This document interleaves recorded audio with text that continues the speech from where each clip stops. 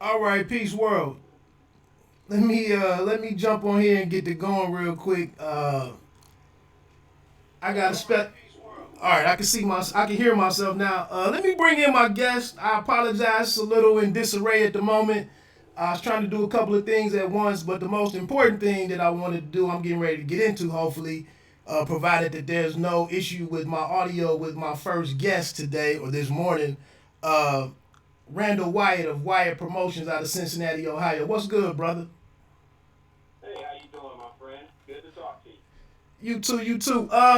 I'm just doing a couple of things. It seems like you're good here with your audio and everything, so that's a great sign. Like I said, I apologize everything being a little last minute and whatnot, but you got an important event coming up next week, so I wanted to try to shed some light on that and let folks know what's going on. So that's why I asked you to come on this morning. So for those that don't know, Wyatt has been promoting boxing and other forms of entertainment, and he can get into that and speak to it himself. I don't want to mess none of that up, but he's a good brother, and like I said, he's one of the guys that's trying to do his best to keep local boxing alive and thriving down in the Cincinnati area and giving a lot of brothers a chance in doing so.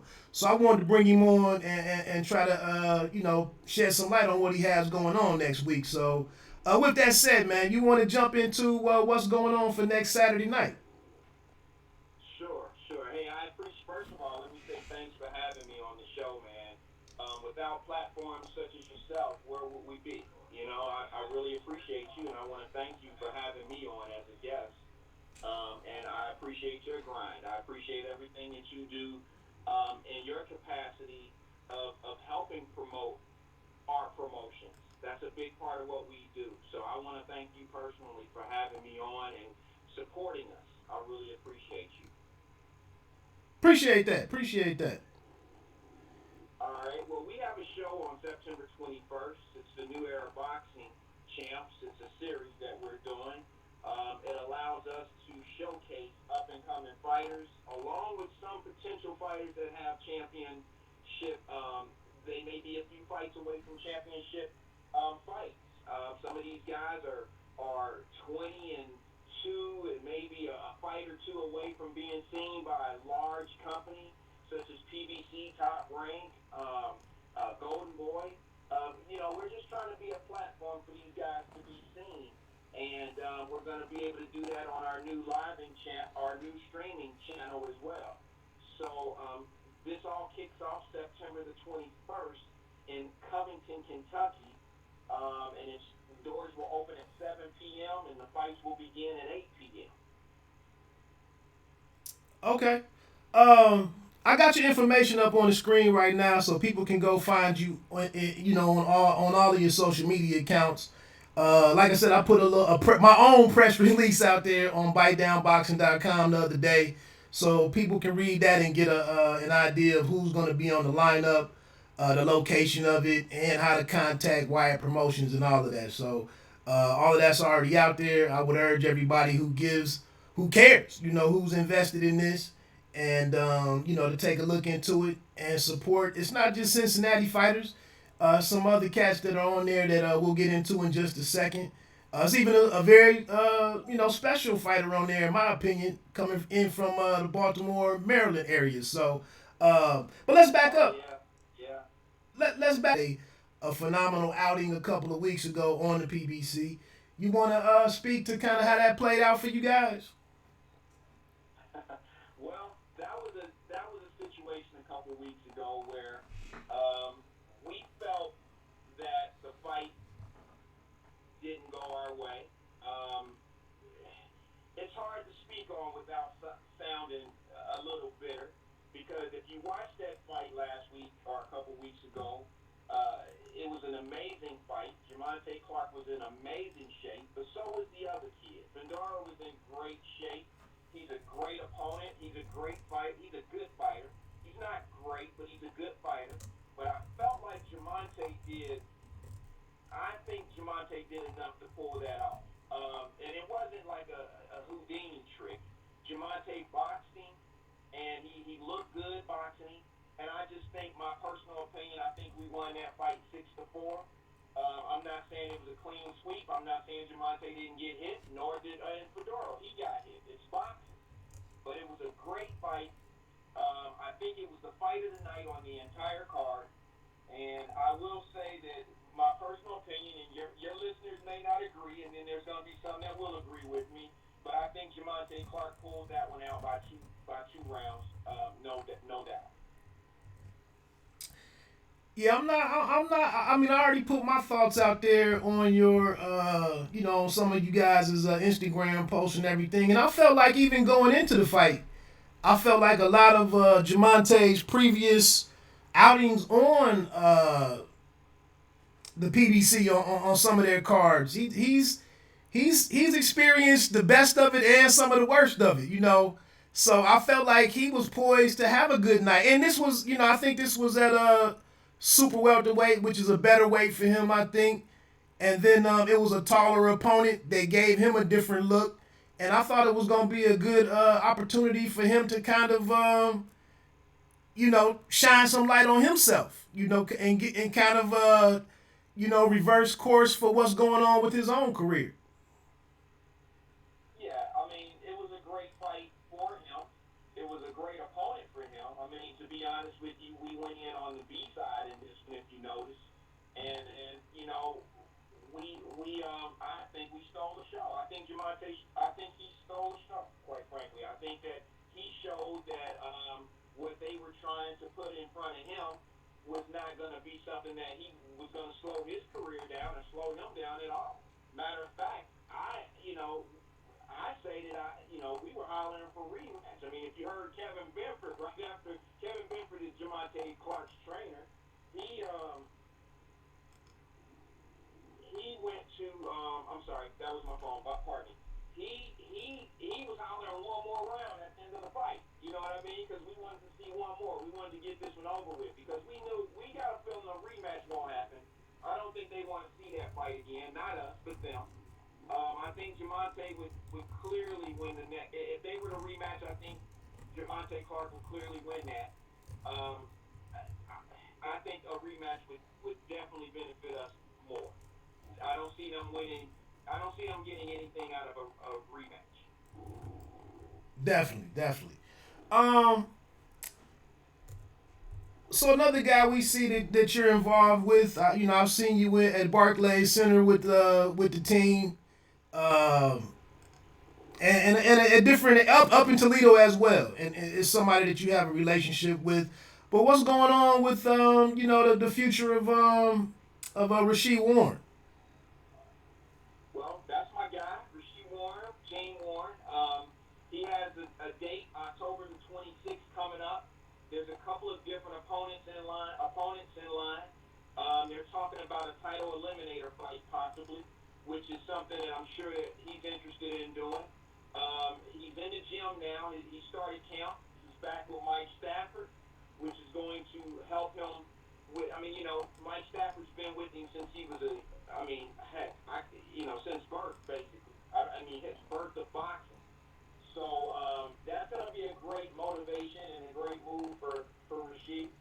I think Mike knows him better than anyone, and at his way of boxing, I think Mike is going to be great for him, and he'll be back. He'll be back soon. Like I said, October 26th seems to be the date.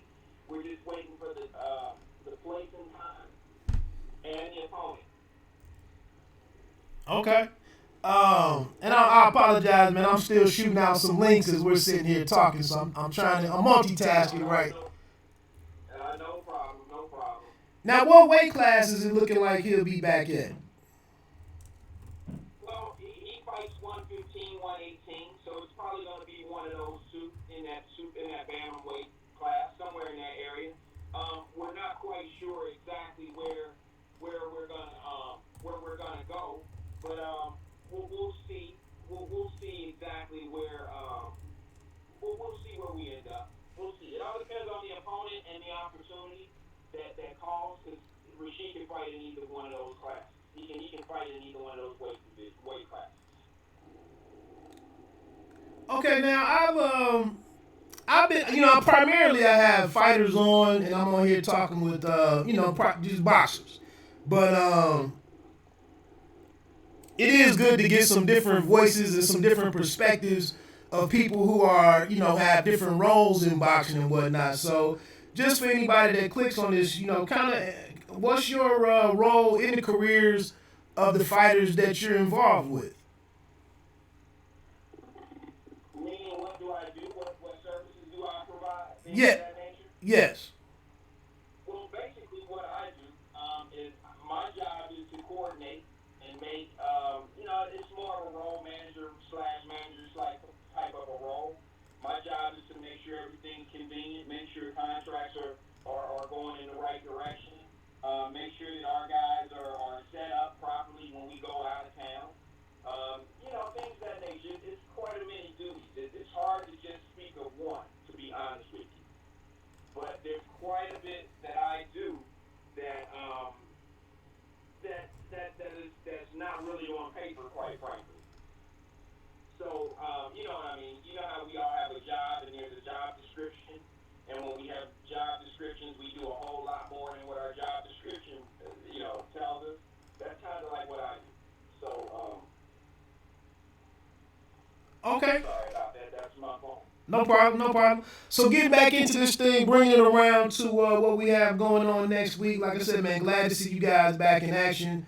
I've been seeing a couple different promoters at some events kind of being in the initial stages of getting off the ground, and they haven't seemed to really happen. Of late, they haven't seemed to materialize for different reasons, and it's difficult. I will say a couple of years ago was when I kind of picked up onto the fact that professional boxing was just 60 minutes down the road for me. I don't know if a lot of other fight fans in the city of Dayton, Ohio, really look into this and quit watching, quit just waiting on the stuff on Friday, Saturday night to be all of boxing for you. It's an opportunity to go out and see this in person and help guys get to Saturday night. So I'm glad to see you guys back, and it seems like it's a stellar lineup of local cats, and exciting action is on the way. So you want to get into kind of what's the main the big features for next week's card? Well, sure, I love to talk about it, but here's what let me just say this to you. This card is going to be so nice that I don't even have a lineup yet. It's so difficult to put the lineup together.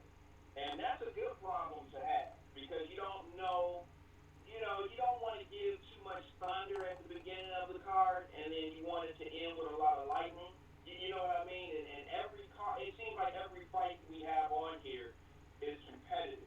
And that is, I'd like to speak on that if you don't mind. No, go ahead.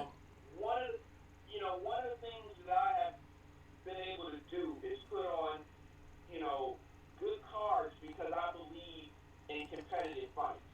And a lot of people don't believe in that. Or I shouldn't say it to sound negative, but a lot of people don't understand that the way you get better in this business is you have to step your game up. You have to, competition makes you great.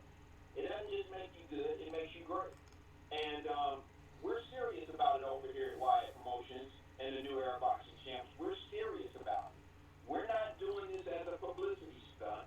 We're not doing this just to be doing cards and to put on shows. We're building something here. And those that are looking for a building situation, but you're looking to build just your record, this may not be the program for you. Because I'm not going to put a guy in there that's overmatched. It's just not going to happen on our card. Not only are we going to not cheat that individual, we're not going to cheat our live gate. We're not going to cheat our live stream. We're not going to cheat you guys, the writers, because that's nothing to write about. I don't believe in putting a guy that's 1-52 in against a guy that's 10-0. I mean, it's just not going to happen over here. And it's not anything personal. It's more of, this is an entertainment business, and we want to give our viewers and we want to give our live gate people the best entertainment for their dollar.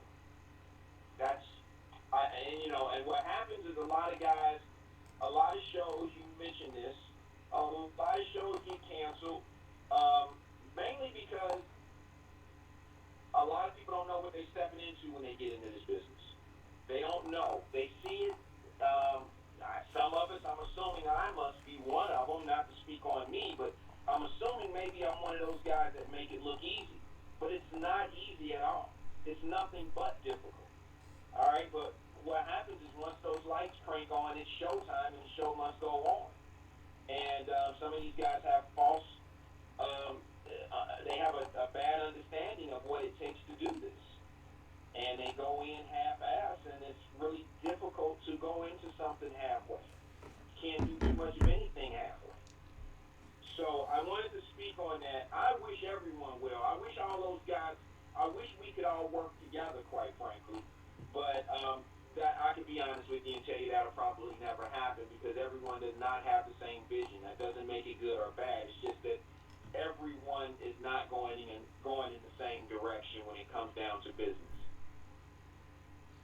Which is one of the, which is a recurring or a constant theme in boxing. So I mean, it's only natural that that's what it is. But like I said, man, I'm grateful that you continue to fight the fight, and like I said, the last card actually, I guess, kind of closed out the old series that you had going on, the Pro-Am, I believe, from last October, or was that October or December? October. It was October, I believe. It was October 20th, if I'm not mistaken. Correct. And that was more of Cincinnati card. Since then, we were on the road. We went to Charlotte and Texas, and we went, several different other cities. But our last card was in Cincinnati, Ohio. But I was just saying. I mean, I came down that night not knowing you could. I knew. I can't think of his name. Jarman was headlining that night, but I just can't. Yeah. I came down. Yeah. Desmond Jarman. Yeah, I came down really to support that, and ended up seeing a couple of phenomenal fights. I mean, and some guys that I want to see more of. I still haven't tracked down the kid that you had on there from the super middleweight, I believe, that you guys had from Georgia, but I haven't seen him in a while. I've talked to his team, and I'm not sure what they got going on. I know we tried to get them on this card, but I believe he has a fight coming up in New York, and it was too close to our date. Okay. I do remember I remember that. Yeah, he was. Are you talking about the Spanish kid? I mean, him too. The one that got the big knockout. Yeah. Yeah, I mean that was a great fight. One of the guys is returning next weekend, a hometown kid, Angel Legrandier is a good fighter. The Rodriguez cat that fought last time. Like I said, it's a legit chance to go and see some quality boxing at an affordable price. Absolutely, man. I mean, and you mentioned Glenn DAZN from Baltimore. I mean, come on, man. These are guys that are fighting on Showbox and Showtime. He fought Joshua Greer. I mean, that was a hell of a fight. And Joshua Greer's fighting this weekend, I believe, on DAZN. I'm not quite sure if that's a DAZN card or I don't know. I know it's a Top Rank. They're signed with Top Rank, so I'm not sure, but they're in New York this weekend. And Glenn, that was a great fight. So some of these guys, we got a title fight on this card. There's a lot going on. We got a lot going on this one. And that's one thing that I try to when I go and do my write-ups of the events, man. I try to go a step further, and like you said, I've been phrasing it as connecting the dots. I'm trying to let you know where this fighter was on a Top Rank card down in Louisiana on a Regis Prograde show, and and then that this kid was up in Detroit on this card, and trying to give people some context in what the different levels are of some of these different fights. I mean, you had a kid on that October card. It was a guy on there. I think he fought one of the Rodriguez brothers. But he was on like three. He was on like three undercards in a row. I think he fought the Lawson kid from up in Flint. Yeah. And so I was Yeah, the tall kid from. Yeah, I know that's what's his name's nephew. right. But I was trying to say Knowing them's nephew. right. I was just trying to say, that kid. I see the opponent guy. He fights on your card against the Rodriguez kid from Akron, and then also he had fought another up and coming prospect. That same opponent guy fought somebody else down in, like I said, on the Regis Prograde card on ESPN or something, and it kind of gives you an idea of where it kind of gave us an idea of what might be the ceiling for the Rodriguez kid that we watched. Sure. I mean, that's one of the things that my personal goal is to set a stage for these guys. All right, that kid that fought the Rodriguez guy, a month and a half later, he's on ESPN fighting, national television. Right. All right, I mean, someone had to see him somewhere. Okay, and then here we are with the guy that fought on our card, that same card in October, who gets signed by Adrian Broner and about billions. I mean, come on. I mean, these guys are being seen. I think our platform is growing. And with us, starting the New Era Boxing streaming network on YouTube and on Facebook, that's going to help them even more. That's going to help some of these other guys be seen even more. Our platform is growing when you start the streaming. And once again, I thank you because you cover our fights. I mean, that's important to us. We have to thank all of our supporters. You're one of them. So, once again, I appreciate your support. But, yeah, man, we've had several fighters on our cards that went on to do things on national scale. True. Now, put you on the spot a little bit.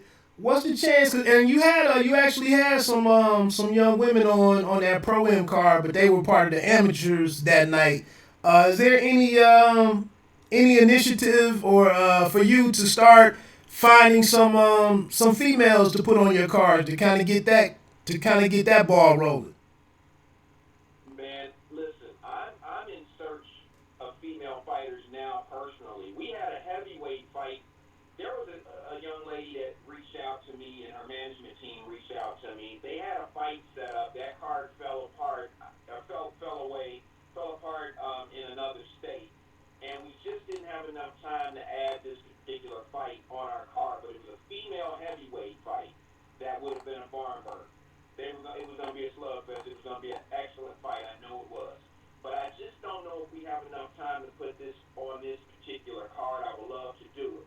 That being said, we've had girls come in like Mary McGee out of Gary that I am reaching out to now that should take advantage of this platform. They really should take advantage of it. So if you're a manager, and I mean a manager, or if you're the head of a team of a female fighter, reach out to me. We'll be more than happy to speak with you in regards to letting your female fighter, get on one of our cards. I mean, we're looking forward to it. We want it.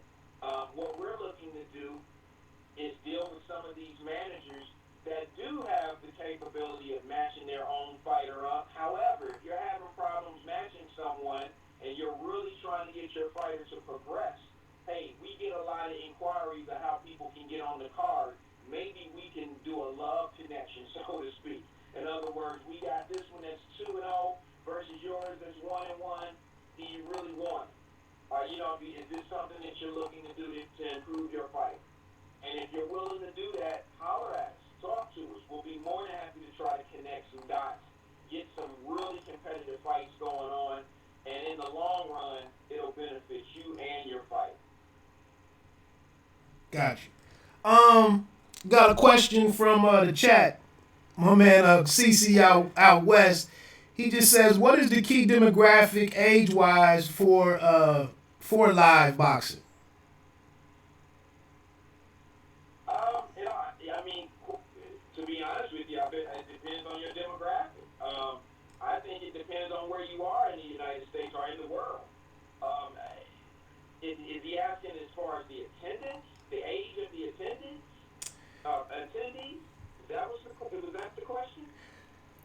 let me see if we can get him to clarify that.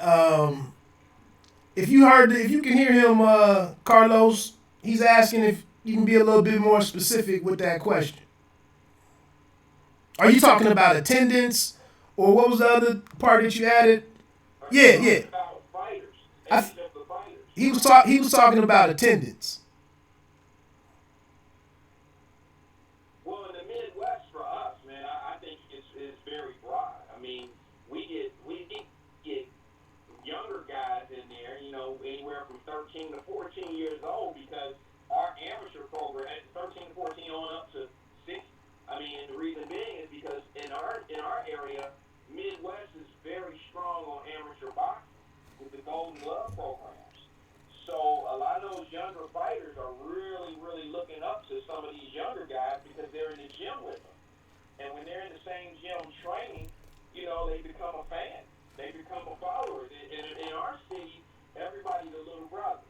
I'm considered an uncle, okay? But all the fighters are if you're in the same gym, it's a brotherhood. So they tend to want to support one another, and it's a great thing. Rasheed Warren is in the gym with Cincinnati Golden Gloves, an amateur program. I mean, these guys get a chance to train with a world-class fighter / 3-time Olympian / professional fighter. Come on, man. I mean, how could you not want to go to one of his fights if it's in your city? And you're 13 years old, you're 10 years old, and you're watching him train, and you see him on television, but you have an opportunity to go to one of his live shows. I mean, of course you're going to ask mom and dad to try to get you a ticket to go see that. Right. We were talking before off air or off mic, however you want to look at it. We were kind of talking about the struggle with all of this stuff, and basically the struggle for anybody to make something out of nothing. What is one of the major frustrations or frustrations or hindrances to the growth of what you're doing, at these brick and mortar places, getting people ticket buyers, getting butts in seats? Kind of what's one of the leading areas that frustrate you with hitting the goals that you might have, big picture? That's a good question, man. My frustrations don't lie in people not coming to the shows. That's not really one of my frustrating things. I think my most frustrating situation in here is, I'll just be honest with you and say it, man. I mean, I'm not going to be a fan favorite for saying this, and some people will appreciate it, but there'll be a few that don't appreciate it. And it's the fighters who just don't really want to do this for real. They don't understand the commitment that it takes from myself and my team to put these shows on. And when I say commitment, I mean commitment financially. I'm talking time, effort, everything, the whole board. And when you got a guy or a girl, in this case, a fighter, who doesn't want to, who's not putting their all into it, but they want you to support them, that's a very frustrating space for me. That's a very frustrating, place to be. And that quite frankly is my biggest pet peeve. For some odd reason, fighters believe in their own mind. And maybe some of the larger companies have set this precedent that if you have a loss, that your career is over, or if you have a loss, that you have no future at being a world champion. Well, I know several world champions right now, current and past, that have had losses. So everyone's not going to be Floyd. Everyone's not going to leave like Andre Ward. All these guys got to a certain point in a certain era. Okay, things are different now. Okay, and you're gonna have to step up and take fights, because those are I don't know if you're familiar. I know you are, but I don't know if your listeners are all familiar with BoxRec. But if you're on BoxRec as a fighter and you have 10 fights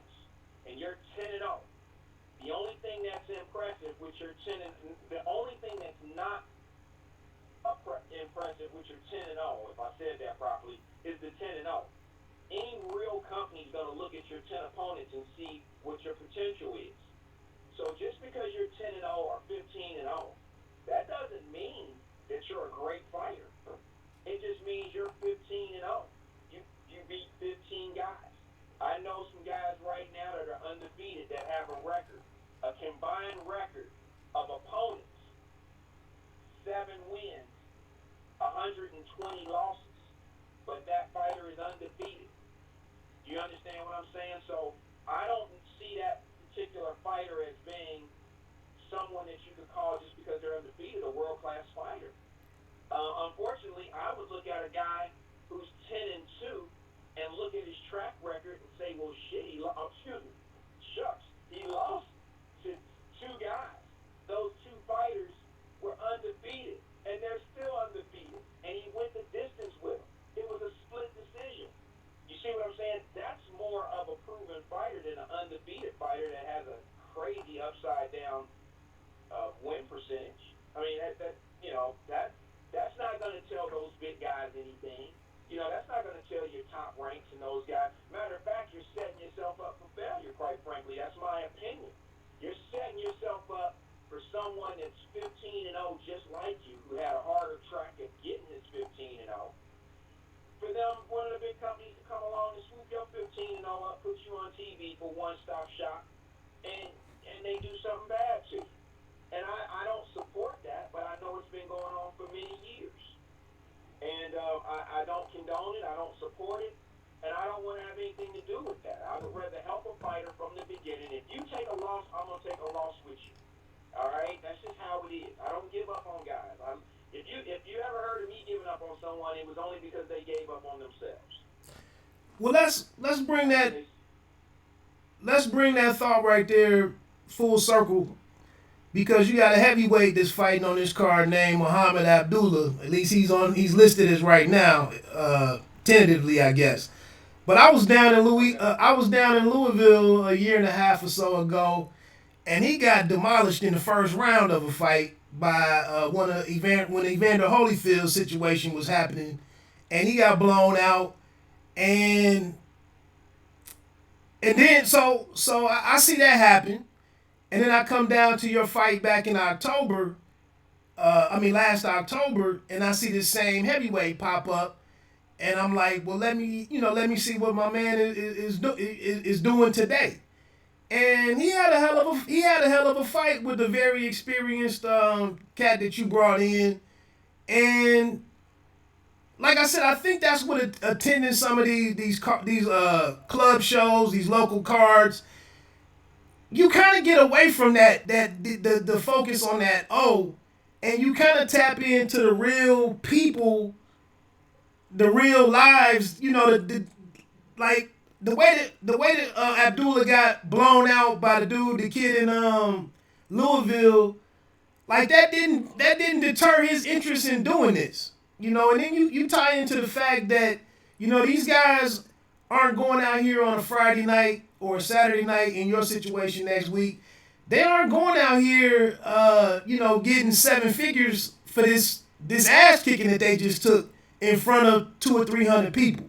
So that's kind of what's pushed me off of social media and kind of trying to constantly point out the human side, the real impact of some of this stuff on people's lives. Like you said, all of this stuff ain't glamorous the way that we see it happening for Canelo and Mayweather. You don't get to pick the size of the ring. You don't get to pick the opponent when, you don't get all of those type of luxuries. So I think, enough people don't really go and support these club shows to really tap into the real human aspect of what we watch week to week.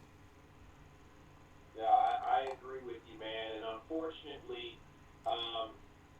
television, I don't want to knock it because it is the way of the way, but television does not tell the full picture, and it's not going to tell you the dark side of a lot of things. We tend to only see the light through television, through marketing, and through ads, and through people like Mayweather and Canelo and these guys, but you never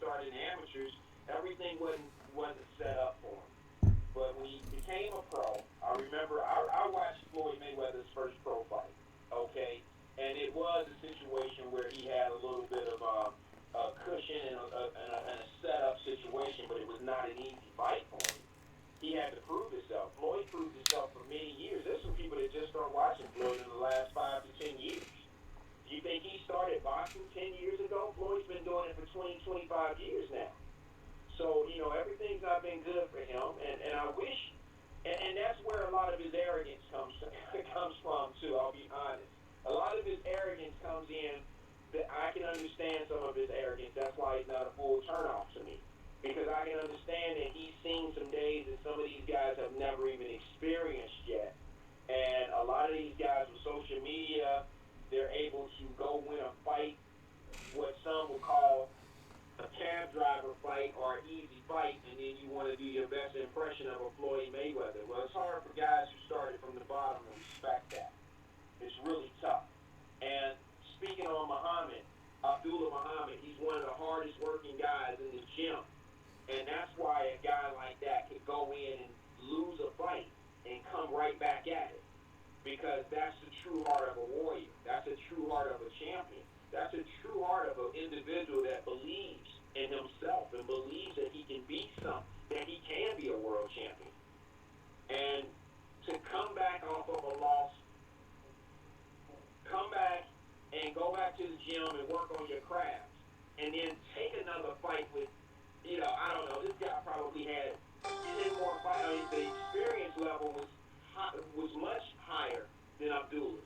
For him to take that fight and come back and redeem himself, that's showing not only that he's working on his skills, but it shows a lot about his character. It tells you that he's trying to be something in this sport. And I can't do anything but respect him and try to support that. Right. And that was the cruiserweight, I believe. Yeah, I think it was cruiserweight at the time, but it was Joshua Temple that stopped Abdullah. And then funny thing, Temple actually gets stopped by, it's a Russian cat down there. I don't know if he's based in Cincinnati, but he was working with the Cincinnati promoter at one time. But then he ended up stopping Temple, and now we really haven't seen too much from Temple now that that Real Deal is defunct at this point. So, but before we get too far down the road, man, I definitely want to spend a little time talking about the fighters that are on your card that I'm hoping some people come out and check out next week. Like I said earlier, Angel Lagrandier is super featherweight, 3-0. Adrian Benton is an accomplished amateur at 2-0, going for his third win. Jose and David Rodriguez, the brothers out of, I believe they're from the Akron area. Sean Seymour is a heavyweight from Cincinnati who's I always see him at all the fights, so it's good to finally see him back in the ring again. And then, like you mentioned earlier, Glenn DAZN is a guy who's been on Showbox like 3 or 4 times and had a tough fight with with Joshua Greer Jr., which kind of propelled Greer Jr. into what he's done, in the last 2 or 3 fights with since moving over to Top Rank and ESPN and whatnot. So like we said, it's some stuff on here that connects the dots. I think Lagrandier is a kid who's getting some decent looks, maybe from bigger opportunities and whatnot. But would you just like to speak to run down the card real quick and kind of give people an idea of what they could expect coming out next week? Sure. Well, you mentioned Angel Lagrandier. He is fighting on this card as well. He's 3-0.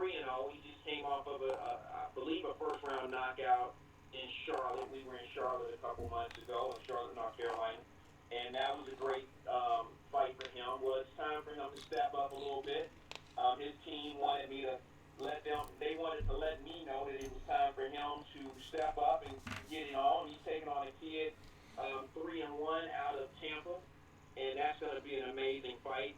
That's going to be Puerto Rican versus Puerto Rican, and we know they just don't stop. So that's going to probably be one that's going to be a I don't want to call it slugfest because, skilled fighters don't really get in slugfest. They tend to, fight with skill.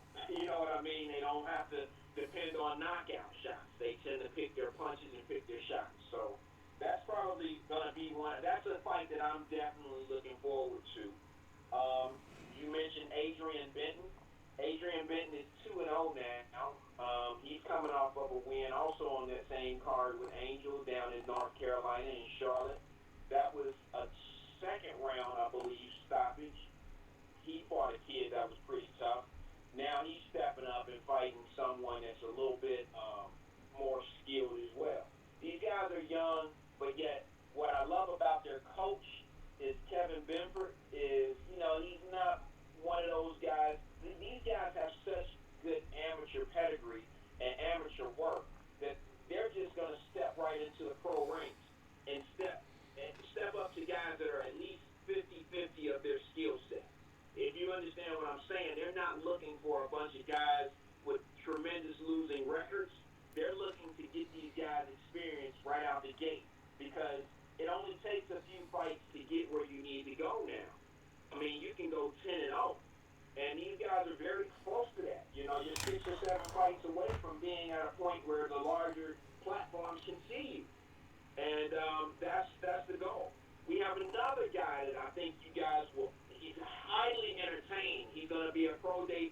name is Messiah Snow.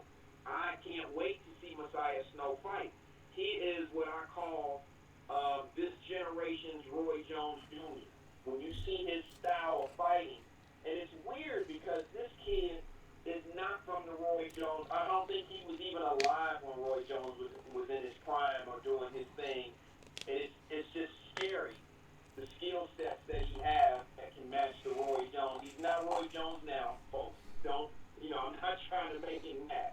I'm just telling you that his style of fighting is going to remind you of Roy Jones Jr. when Roy Jones Jr. was doing things amazing.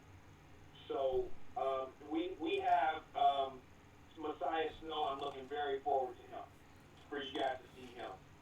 Also on this card, you mentioned Glenn DAZN, that I spoke on him. That's going to be a great fight. Glenn's fighting. This is a comeback fight for Glenn. He's fighting a fight that's going to be able to put him back in contingents of being back on Showtime and Showbox and things of that nature. And matter of fact, shout out to his wife, HH Diva. She's fighting tonight. Okay, so if you guys can, please support her. She'll be in the building on our fight next weekend also. She is the WBC champion of her weight class. So she's on tonight. Make sure you guys tune in, and I will be calling her to wish her well here shortly when we finish with this interview before she gets in her fight mode, because she's not going to answer the phone once she hits fight mode. But let me just say, we also have on our card a kid out of Ohio. I don't know if you're familiar with him. His name is Chase Nelson, and he's fighting James Early, and that's for an ABO title. That's a 6-rounder.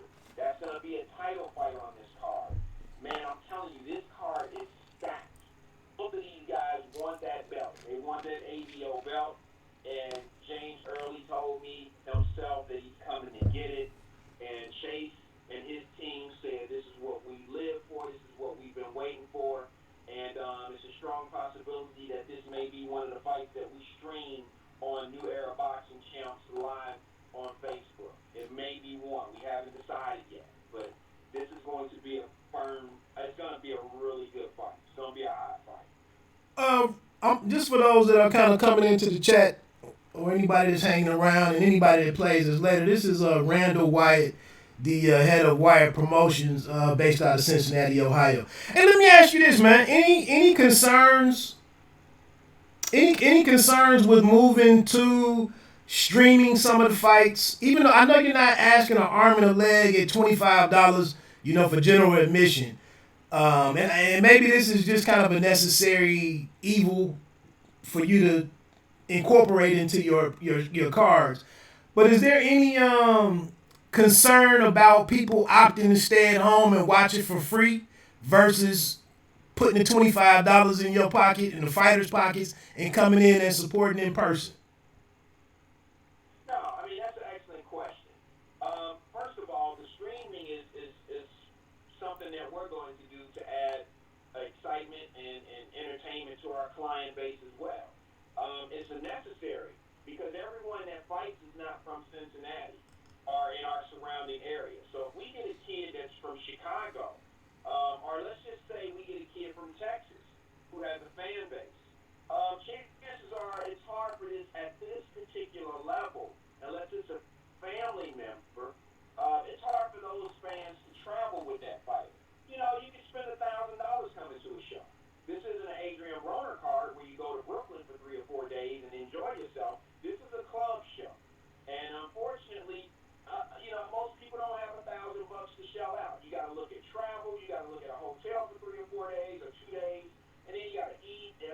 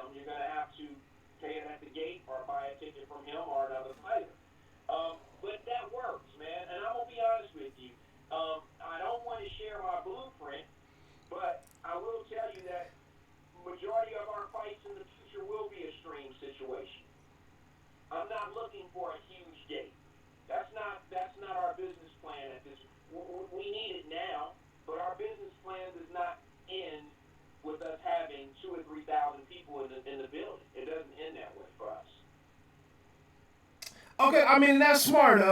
Now, will there be? Is there a way for you to charge viewers to check out the stream, or that's something in the future? That's something in the future. Right now, if I'm you, I would get on New Era Boxing Champs by Wyatt on Facebook. I would download it right now.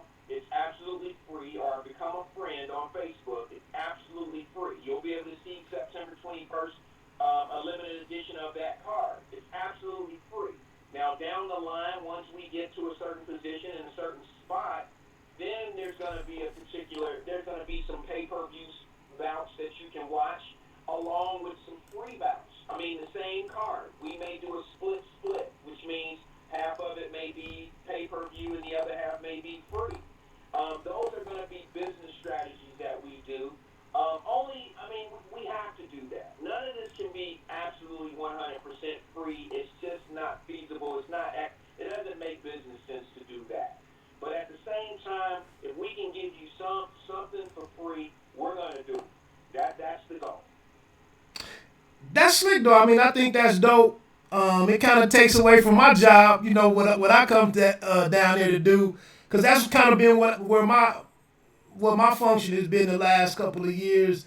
Is like you said, I get down there. It's a lot of guys coming in town from the deep Midwest, from Kansas or Texas or Iowa. I believe there's been a couple of fighters in Cincinnati, and then of course some guys from Detroit. So that's why I've really always tried to come down to the shows and put up a really more in-depth write-up to let those fans at home know what their fighter went out on the road and did. So that's kind of the mantle that I was kind of picking up, was making sure that these guys weren't traveling and nobody was able to know what they know about what happened on fight night. So that's real dope that people in the home markets can tune in and check out what's going on with them. Right. And I think that what you have been able to do has been excellent. And I think that no matter how our platform goes forward, you're still going to be right there and be able to use the momentum of our shows to be able to speak on, because we all know that once you give your opinion of how it went, it's going to be some follow-up. Some people may agree with you, some people may disagree, and I think that's great for the sport of boxing. I think you're going to have some Earl Spence fans, you're going to have some Sean Porter fans. At the end of that fight, no matter how it goes, everyone will never agree. And that's the beauty of this sport, is opinions help us make it continue to grow and keep going. And that's going to be the same thing on us. I mean, we'll have a fight that's a little televised, and you'll write up on it, and some people may not agree with what you said, and it's going to give birth to a whole nother conversation. So it's a great thing. Right. I think that's one of the things that people that's lost on some fans when we get into this debate and talking about, our views on different parts of the game, is like, why become so adversarial because someone looks at something differently from you? Like, how would it be interesting if we all said the same thing? You know what I'm saying? And everybody was lockstep with one another in their views. Like, what would be the interest in that? So, yeah, I'm with you. Right. I'm with you on. Sometimes we need to enjoy some of the contrasting views and opinions on this stuff, versus it being a matter of I'm wrong, you're right. Like, that's pretty dope that you looked at that like that. Right. Well, let me ask you a quick question, and it may put it in a nutshell for you. I don't know who your favorite NFL team is, but let's just say they won. They lost the game 27-20. They lost. Scoreboard 7. In boxing, a guy could lose a fight, just like we had the split decision with Jamonte Clark and Fundora. But there's so much talk about it. But there was no winner. Boxing is a beautiful sport. It's a sport that a guy can actually lose, and some people will say he won. It's a sport that a guy could lose to win, and people will say he lost. It's a sport that people can see a draw, and there'll be different opinions. No, that was not a draw. And you can talk about it for a long time. That's a beautiful thing in my world. Right. And then go back on that. I think individually, the situation, even though you guys didn't get another, you didn't accumulate a win in the win column on Clark's record, his performance spoke for itself, and it leads to future good business for him. Absolutely. I think that it was, sometimes, let's see, I don't remember the movie who brought this to nature. I was a young man when I heard this for the first time, but it was one of those little quotes that said, sometimes when you lose, you actually win. And that's something that my grandmother told me a long time ago, and it stayed with me. And it's the truth. I mean, I've seen plenty of guys lose fights in boxing to pick up tons of fans. I'll be honest with you. After that Jamonte Clark fight, we were in Minnesota for that fight, okay? And in Minneapolis, Minnesota. And I think Fundora had fought there 4 consecutive fights. Okay, 4 consecutive fights have been in that same arena. He had a lot of fans there. We've been there twice. That was our second fight there. By the end of the night, it was time to go. When it was time for us to leave the arena, Jamonte Clark was signing autographs and taking photographs with the younger fans, both female and males. And you could see that he picked up a pretty good fan base in Minnesota and Minneapolis. So that was a win-win for him. Unfortunately, it doesn't show as a win on the record, but for a fan base, I think it was an absolute win. And for the hires to be in boxing, it also was a win because they showed that this young man has boxing skills and he could fight with some of the best of them. And he's ready for bigger and better things. Let me double back to something real quick, just from your perspective, and kind of talk some more of your business.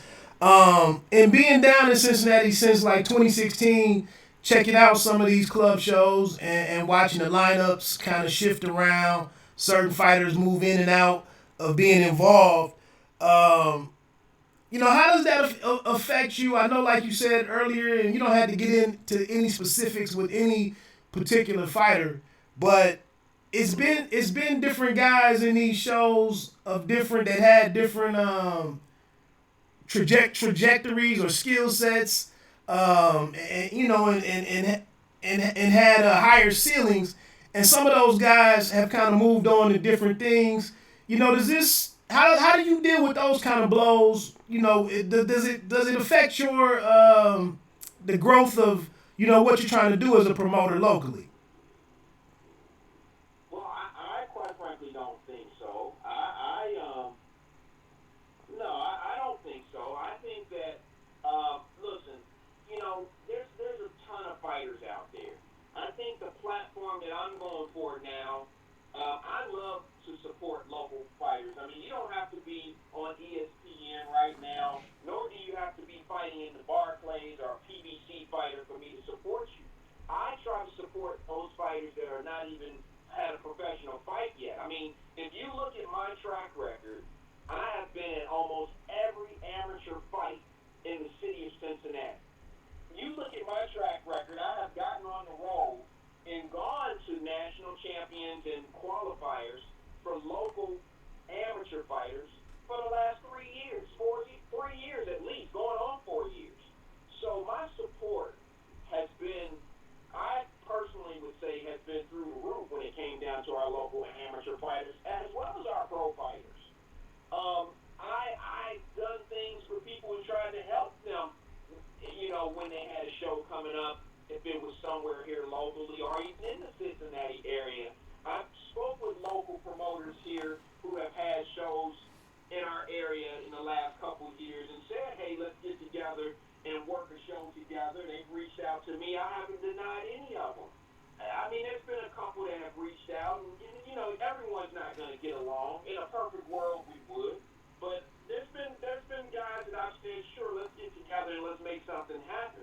But then there's some guys, man, that just have not even given a relationship a chance. And I mean, I'll be honest, I'm probably guilty of that with a couple of people, but that's just because of who I am, and I know what I stand on and my ground. I mean, I'm a very honest person when it comes down to shooting people straight. And you know, if you use my name, I expect it to be used with integrity behind it and respect. And man, that's just what I live by. I mean, there's gonna be some guys, you know, that may feel a little bit different, but you know, that's just the nature of the beast, man. You know, it's one of them things where everyone's not gonna agree with how you do things. They're not gonna agree with, you know, with everything that you do, and I'll leave it at that. I've always been one guy. I've never talked behind anyone's back. I'll never start talking behind anyone's back. But unfortunately, in this line of work, like other businesses, there's just guys that you can and there's guys that you can't work with. That's just what it is. Unfortunately, in boxing, it's the same way. But most disappointing thing about that type of situation, to be honest with you, is you're not hurting yourself when you're doing that. You're hurting a fight. You're hurting a career, a potential career. That's what's being sacrificed there. And that's the saddest thing about the whole situation. And a lot of people in this industry feel like you can get a business card made and you're in this business. And that's not the case, unfortunately. It takes a lot of work. It takes a lot of work. And anyone that wants to challenge my commitment or challenge my work, man, listen, email me, send me, DM me, do whatever you want to do to grab the attention, and we can debate it. I'll debate with anyone the work I put in. And still working. I'm just scratching the surface, to be honest with you. There's tons of work left to do what we're trying to do. Tons of work. So my support goes to those, not only those that support me, I support guys that don't even support me, believe it or not. Because it's bigger than me. It's bigger than the other promoter. It's about the fight. got you. So now I'm hearing that I thought I heard the other day that it looks like Robert Easter Jr. will be bringing a card, or there's something being put together for him to have a fight in Cincinnati. Do you think or foresee that as something that you'll be able to get involved with? I don't know. I mean, I'm cool with Easter and his dad. His dad is, man, I mean, he's a great guy. I mean, you know, it's not really something that's a PBC situation. Okay. What I would put on the record is I'm here. You know, PBC tends to use local promoters in the cities that they go by. I know they use a lot of GTV. They use a lot of those guys for their national shows. But I'm here, and they can contact me. But you know, Adrian Broner has his own promotion company as well, the About Billions. They do a great job. That's his CEO is Ramon Littlejohn, and they do a great job at putting on shows and doing what they do. And, you know, we work together. I've had cards. You've seen, you know, Desmond Jarman is one of About Billions fighters, and they've been on our cards before. He's been on a couple of them. And you covered a couple of them. So, you know, we've had situations where we worked with those guys, and it worked out well. And I don't have a problem working with them in the future. Okay. All right. All right. Well, man, I appreciate you coming on today. Like I said, I really wanted to get you on. It's great to have somebody besides a fighter, just to get additional perspectives and kind of different angles of the sport to get those things out as a part of the discussion on what I do here with Bite Down Boxing. And hopefully it's a good turnout next week. I guess before you get on off of here, anything that you'd like to say to the listeners. Well, I want to first thank you once again for having me. Hopefully you guys will come out, maybe tune in, go to Facebook and find us on, New Era Boxing Champs by Wyatt. Download it, friend us, whatever you need to do to be able to watch some of our fights that are coming up on September the 21st. Or if you're in the Midwest area and you want to come out, come on out.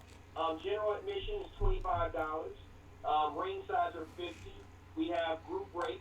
Tables are $500. That seats 8. It's going to be a great card. It's probably going to be one of our better cards over the years due to the the fact that we do have a couple of, we have a title fight on there that's going to be very competitive. And we look for competitive fights.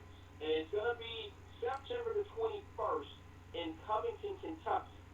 And that is 10 minutes from downtown Cincinnati. You can almost throw a rock from my office in Cincinnati and hit the arena. It's at the Hits Sports Complex in Covington, Kentucky, 2 exits up the expressway from downtown Cincinnati. If you need ticket information or want any information about us, you can call us at area code 513-999-5050. Once again, it's 513-999-5050. And then lastly, you have some you already have like some future dates, or at least the next date that's kind of already out there, is it not? I'm sorry, I didn't hear the question.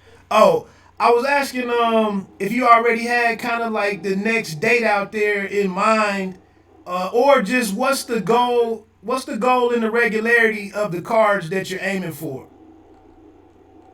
We're going to try for a 60 to 90 day rotation. It's feasible. It's a little tough to do around the holiday time because it's a matter of working out schedules. And here's the other big thing. I'm not trying to be a competitor. I'm trying to be an ally. And what I mean by that is you have some unbelievable cards coming up for PBC, Top Rank, DAZN. All of those guys have great cards coming up at the end of the year. And we don't want to really compete with those guys, but we want to kind of fit in where we can get in and get in between some of those dates. And generally, at the end of the year, those guys are right around the same dates of each other, and we don't want to have something the same night because we want you to enjoy what platform they may be putting out in front of you as well. Whether it's streaming, whether it's a pay-per-view, whether it's a free ESPN date or ESPN Plus. I got my guy Jamel Herring. He has a date coming up. It looks like it's going to be November the 9th. Make sure y'all tune in and watch Jamel Herring November the 9th on ESPN Plus, I believe. That's going to be an amazing card. I believe it's a title defense fight. Those dates are soon to come. And I want to be there. I don't want to be doing the show those nights. I'm going to be in the building. So, supporting my guys. Shout out to Jamel Herring. Shout out to Albert Bell. He's also a Toledo kid. Shout out to, let's see here. Who else we got coming up? Tyler McCrary. I believe he's out of Toledo. He's out of the Toledo area as well. He's on that same. That card that they have coming up, my friend, is going to be smoke. It's going to be fire. Yeah, I'm seeing that. Tyler McCrary. Oh my goodness, bro. If I can't see that, I have to be there. That's an amazing card. You have to support that. You have to. I mean, that's just crazy. Albert Bell, Tyler McCrary, all of Ohio. You got. That's gonna be a crazy card. And if I'm not mistaken, I think Joshua Greer's on that card as well. He is against Nieves out of Cleveland. Come on, man. Come on, brother. That's a crazy card. We only, you know what, man? Those are the things that inspire me to do what I do. That right there is a log on the fire. If you understand what I'm saying, that's a log. Right. On the fire. And that has to make things kind of interesting for you because you have to keep these dates in mind as you go about your business for obvious reasons. Some of them you just touched on. But even like tonight with action being on both platforms, on the Zone and the Plus, ESPN Plus, it's already we're fighting for eyes and ears already, with some of these cards overlapping each other. Right. And listen, man, if I can be, you know what? I'll be honest with you. Call me what you want to call me. You call the platform what you want to call it. But I come from a competitive world, but I also come from a world where it has to make sense. And what I would love to become as Wyatt Promotions and the New Era Boxing Champs, what I would really love to become is the minor league system of these bigger platforms, these bigger guys. I know my role. I don't have a problem, being that. I mean, I just want to be relevant in a space that makes sense. Right. And if you could come watch our product, what we put out, and it's a great card. If you could see these cards, man, you're looking at some potential. You're looking at future world champions. And I'm gonna tell you, it ain't too many of them you can catch for $25 these days. Go buy a Robert Easter card, or a Robert Easter Jr. ticket, or an Adrian Broner, or a Rasheed Warren, or a Jamonte Card. Some of these guys that have been world champions. Go buy one of their tickets right now. Good luck finding a $25 ticket sitting that close to the ring. Good luck. And I've always believed in watching some of these kids, the Devin Haney at an early age. I was privileged to be able to see that. To watching Adrian Benton early in his age right now, you're going to be privileged to see that. Right. And I agree. Like I said, that super middleweight earlier that I was talking about, his name was Carlos Monroe. And to your point, I would like to see him against anybody that's 10-0, 8 to 13-0. He could be, in my opinion, the skills that I saw from him that night, he could go out and possibly do something like what Albert Bell was able to accomplish with upsetting Andy Vincennes. Yeah, you see how that propelled him. Albert Bell took advantage of a situation, and that worked out for him and his team real well. And man, listen, I got at Albert. I got at AB and his guy Vic Green. I reached out to them right away and I said, unbelievable. That's how you seize the moment. That's how you do it. And you know what, man? I've always been cool with that guy. I've always had, utmost respect for those guys because they're part of the grind. And I'm going to tell you, man, that's a success story. That is a success story. That's a guy who came from club shows to world championship platforms. And I can't do anything. That's another log on the fire. That's another log on the fire that's burning and helping us push even harder. Gotcha. Well, look, I'm getting ready to get on. I got some other topics that I'm going to get into. So I'm going to jump off and do some solo stuff for another 30 minutes or something. I do appreciate your time. I apologize. I wasn't a little more organized in the last couple of weeks where I could have gotten Angel or possibly Adrian Benton on and could have introduced some of the fighters to some prospective ticket buyers and stuff like that.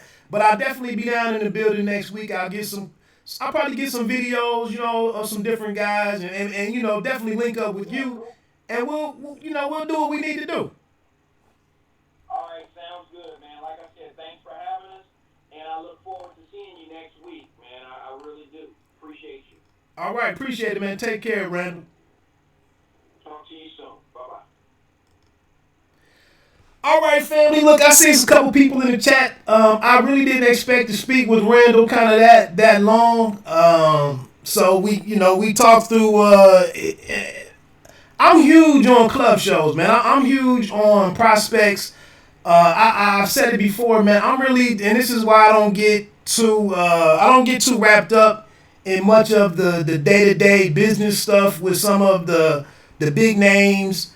I really could care less arguing about a lot of the business of boxing because a lot of it is being argued by guys who don't have any skin in the game. So I just really don't see a role. It's not really a place for me to really be there with that. So with that said, though, I did have about 3 or 4 different items I was getting ready to get into real quick regarding last night's Devin Haney and Abdullaev card. So if you want to hang around, that's cool. If not, thanks for rocking with the show as long as you did. And like I said, I hope maybe in speaking with Randall Wyatt and his Wyatt Promotions, I hope that you just get to see, you get an idea of the business on a smaller scale, and then how guys go from progress from these club shows to some of these different platforms out here that are divvying up the up-and-coming talent of the game. So that's kind of part of the reason. And then the other reason was obviously to shine light here in the Ohio, in the state of Ohio, Northern Kentucky. This professional boxing coming up next week. I really wanted people to know about that. So let me get into some of this action from last night. I had a couple of questions that I had started on for earlier, thoughts that I wanted to get out there before talking through the Devin Haney card. But I was wondering, if the DAZN kind of needs to work on branding some of these shows to kind of distinguish the championship cards from like the proving ground cards, just to kind of break it up. Like that card last night, I mean, Abdullaev, we didn't really know. None of us knew who the hell he was, and I think a lot of it, right now with the network affiliations for the promoters, so they got to bring in these international guys who we're not that familiar with, but that have Devin Haney.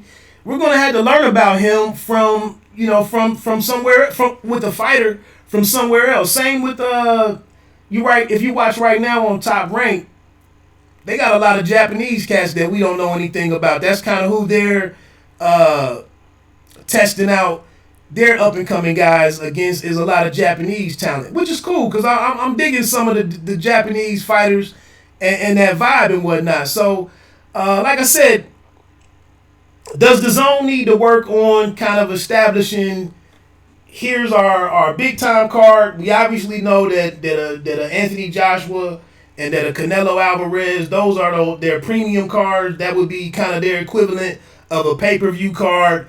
And then we have an Andre doing his thing, although we still haven't seen him get the type of opponent that we really would like. But that's kind of their championship level card. And then last night, in my opinion, and I guess it was kind of cool that it was apropos that it was on a Friday night, that was still kind of like a developmental card for Devin Haney. Even though he's a dude who clearly has some talent. I'll just leave it at that, some talent. So that was one question. Really quickly, just touching on this whole Ryan Garcia situation. I'm really disappointed that that's happened, and it looks like he's not fighting tonight. It seems like there were some discussions held to try to salvage him being in the ring tonight and being a part of this the Jaime Munguia and Aladi card. But leave it to boxing. Leave it to boxing to have a dude get to fight week and get up at a press conference and talk and on a Wednesday or a Thursday, and then come weigh in Friday morning, and my man is MIA. And he's not even MIA. He's just been snatched up by the U.S. Marshals and Avery Sparrow. And I just think this is a horrific development for Golden Boy, one, as a promotional entity, and then as well as for Ryan Garcia, because I think we have tons of questions about the dude. And I really think that Avery Sparrow was going to be a guy to kind of help us connect the dots.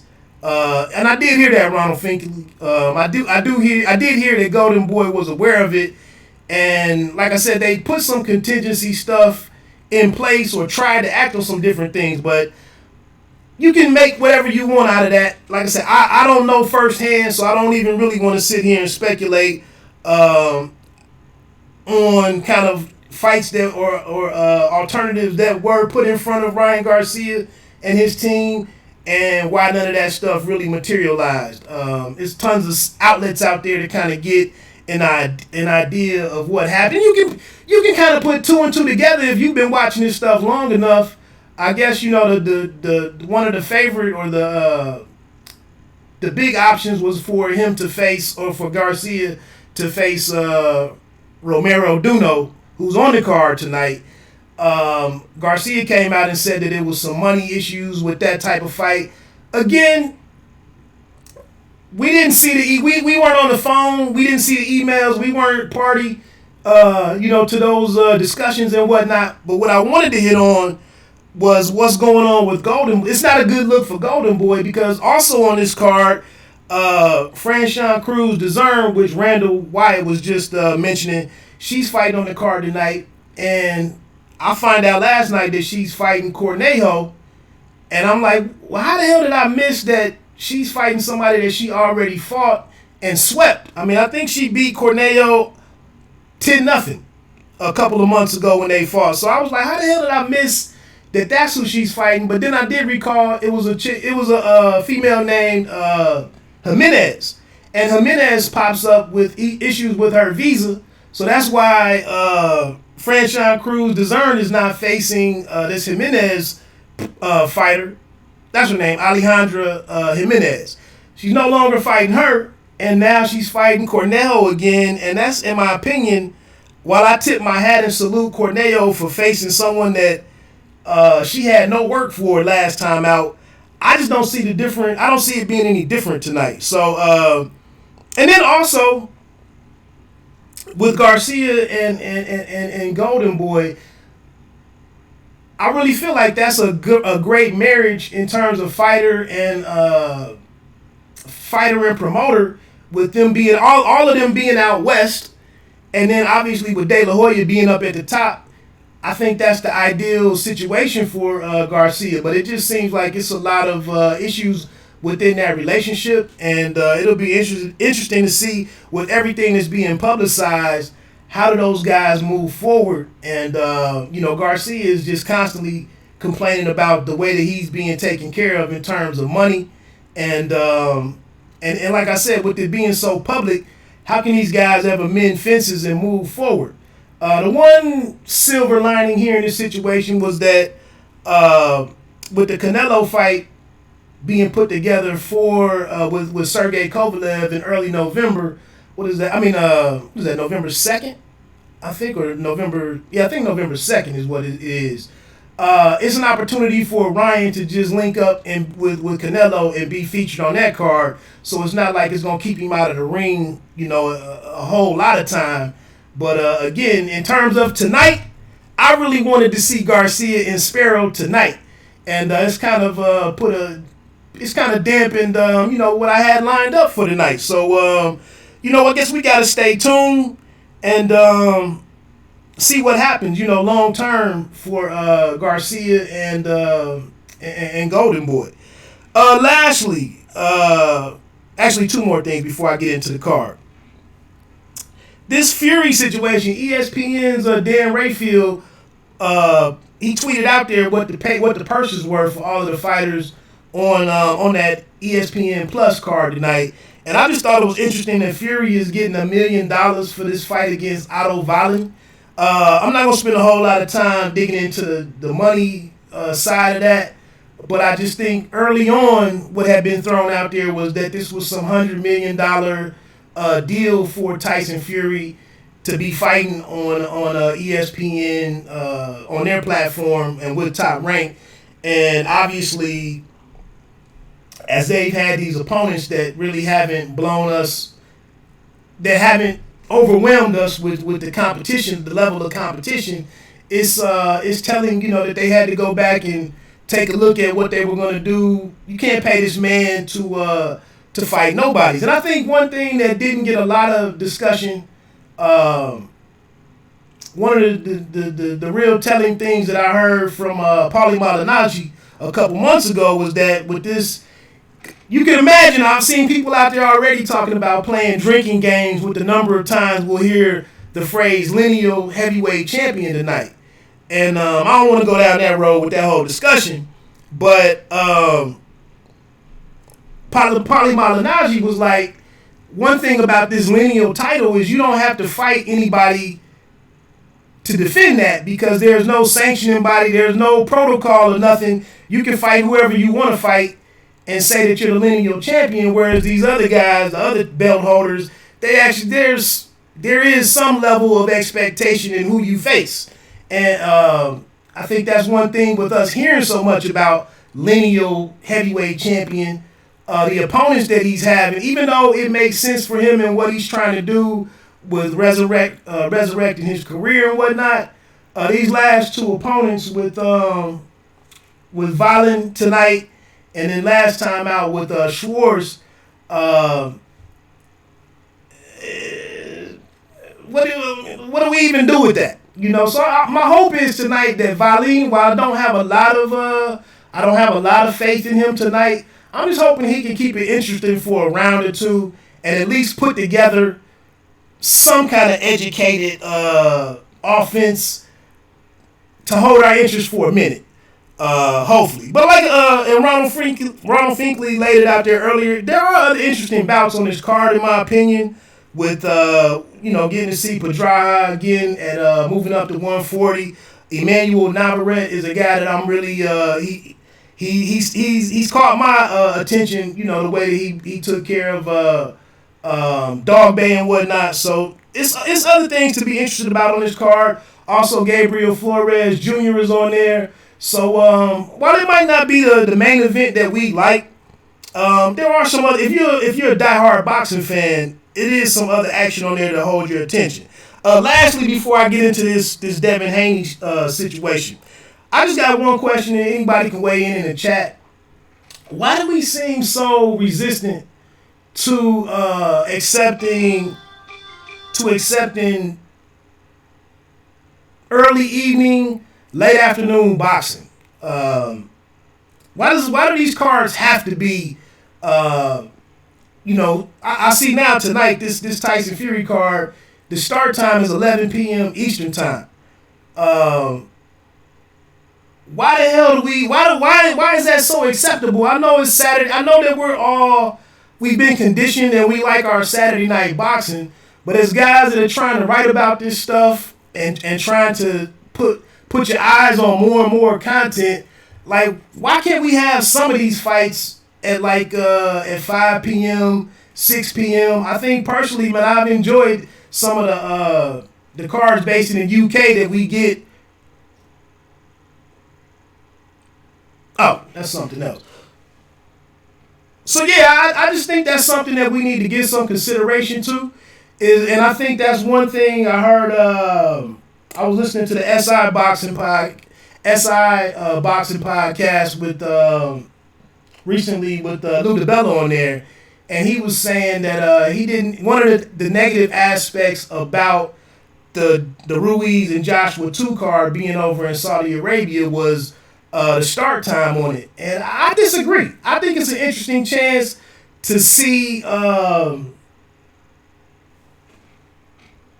Ronald Finkley. 11 p.m. East Coast was what I saw last night. But I'm just saying, I think this Ruiz and Joshua card with the start time being a lot earlier, it's an interesting opportunity to just see how people respond to watching boxing. A big fight at an earlier time. I'm not saying I'm right on this. I'm not saying that all cards need to be moved up. I'm just saying some of these cards where to see Tyson, if Tyson versus Valine, if those guys are entering the ring at midnight tonight, that's not a good look for me. Tyson and Valine, that needs to be starting at like 10:30 at the latest. I'm sorry. We already know who the winner is going to be in all likelihood. I shouldn't have to stay up all damn night to check out that type of fight. And I really don't know. I know what we balance in looking at, the Super Bowl start time, the start time of the NBA Finals. I get it. I understand the start time of the World Series games in Major League Baseball. I get it. Needing to incorporate the West Coast to allow West Coast viewers to get home from work and get settled in and all of that. But I'm just saying, boxing could start to be doing a disservice to itself with some of these bigger names going off at 12:30 at night. And last thing before I move on, you can't tell me that it's not going to be 20 minutes of dead time that's on this that's going to be in this live stream tonight, to where they got to show us the greatness of Tyson Fury. They got to show us who the hell Otto Valine is. We got to see different dudes in the gym. All of that build-up stuff. Like at a certain point, I don't need all of that stuff to be explained for the third and fifth time. Let's get to the fights. So again, I just don't understand why we can't start having some of these different fights back in the day. With Wide World of Sports. Some of those fights were coming on earlier in the day. I think here and there, boxing could really do itself a service by mixing in some earlier start times and incorporating that into the mix. So let's talk about this Haney fight last night against Zaur. Oh, my bad. No, I had it in here somewhere. There we go. we go with Haney and Serrano-Abdullaev. I don't know what to say. I kind of don't know what to say about the level of competition and whatnot. I thought I was gonna see a little bit more from the dude. I had no familiarity with him, but I think that Devin Haney came out and clearly did his job. He took the guy apart, showcased a lot of ability, and I'll say the growth that I've seen in him just from that Zolani fight, the African cat that he fought a few fights ago, and then going to Antonio Moran in National Harbor, and now with this dude, it's kind of similar to what we saw with Shakur Stevenson over the course of just 2 or 3 fights. It was some people that were ready to throw the towel in on Stevenson and being a player, an elite fighter or a world-class guy. And then just over the course of 2 or 3 fights, now we're looking at Shakur Stevenson as being a major draw and, a pound-for-pound type of guy. And he's, and just 2 or 3 fights later, he's already vying for his first title against Joet Gonzalez and whatnot. And I think in a similar situation here, we were kind of looking at Devin Haney a couple of fights ago, kind of unsure, uncertain what his ceiling would be or could be.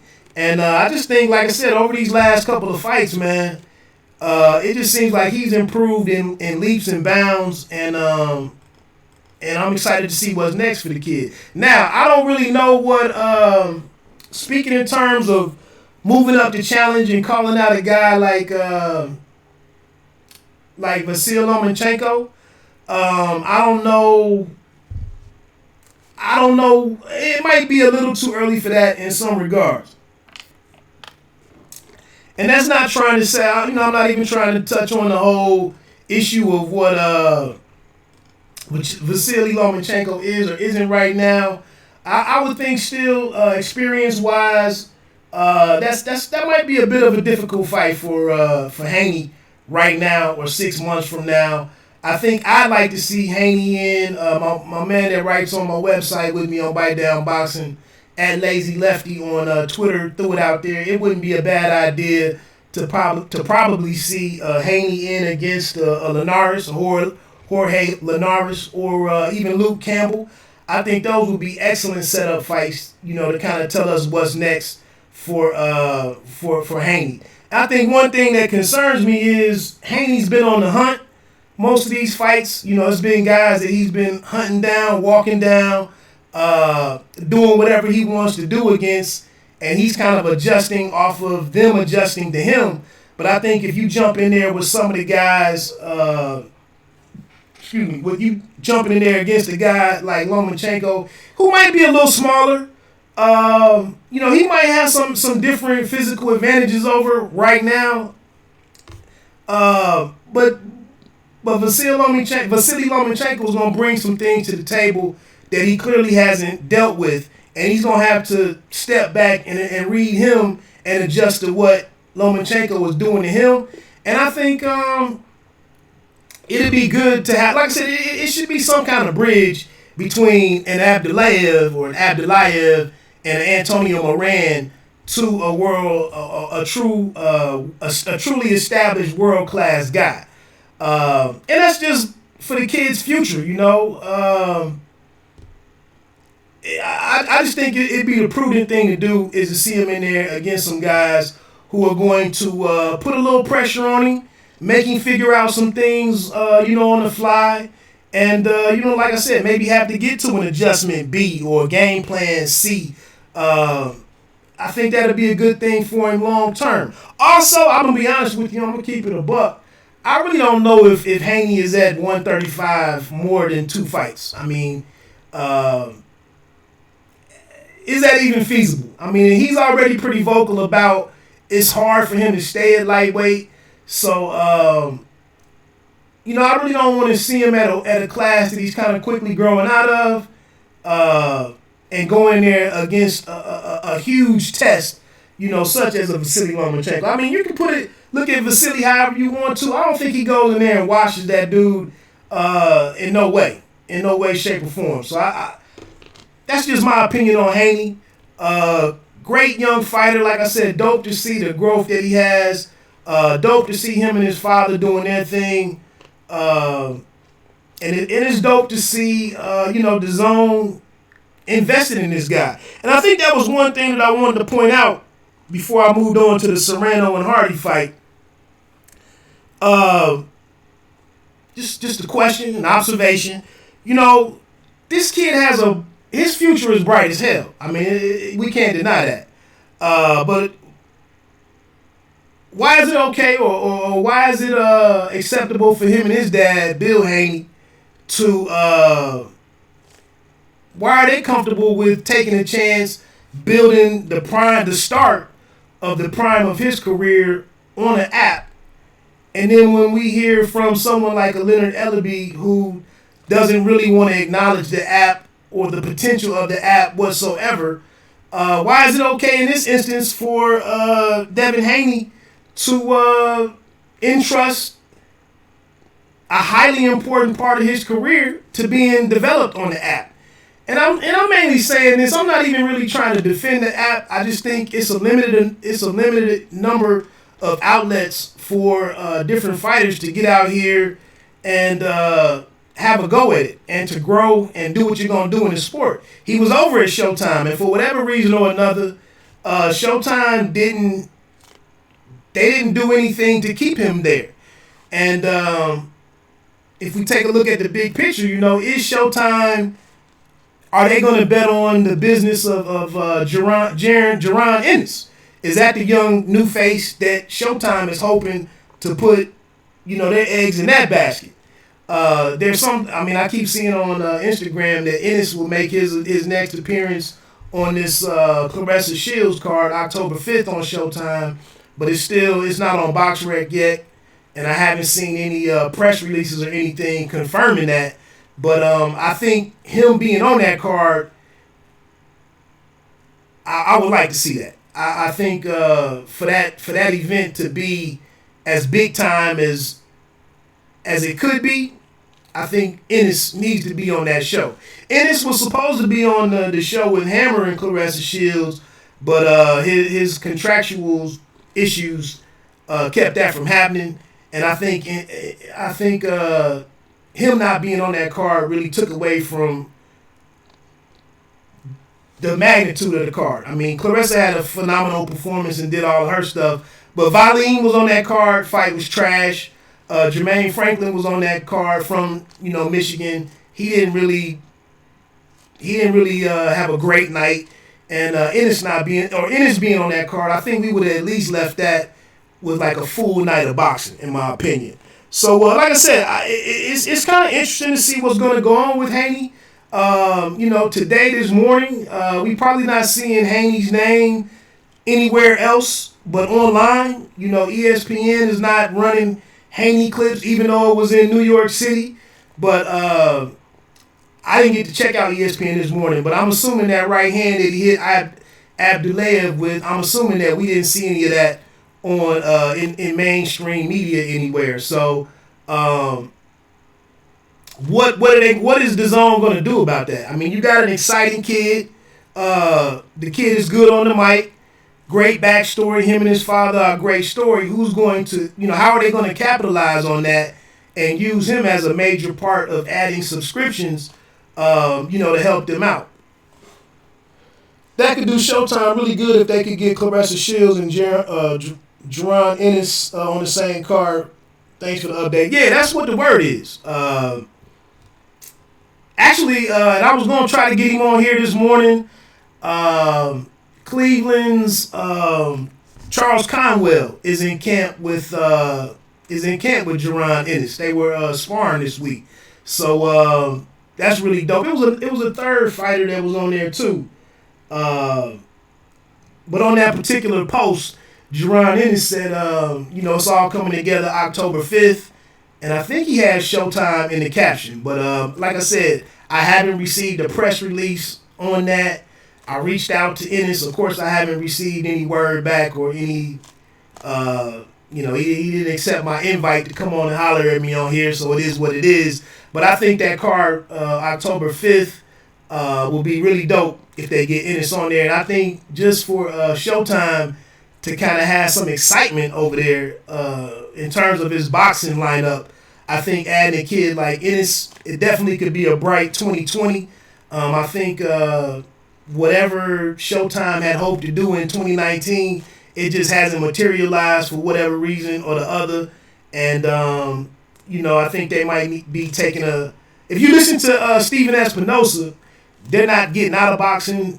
They're not trying to change their energy and investment towards boxing. They like what they've accomplished the last 2 years. But you got to, it's no argument that the coverage over on Showtime, which is some of my favorite, it's just non-existent in 2019 for the most part. I think I remember you speaking on that about Jerron Ennis and his promoter difficulties. Yeah, I think his issue is a managerial matter. I think he's tied up in some managerial stuff, not so much his promoter. I don't know the details on that though, so I don't want to even go down that road. But yeah, great night from Haney.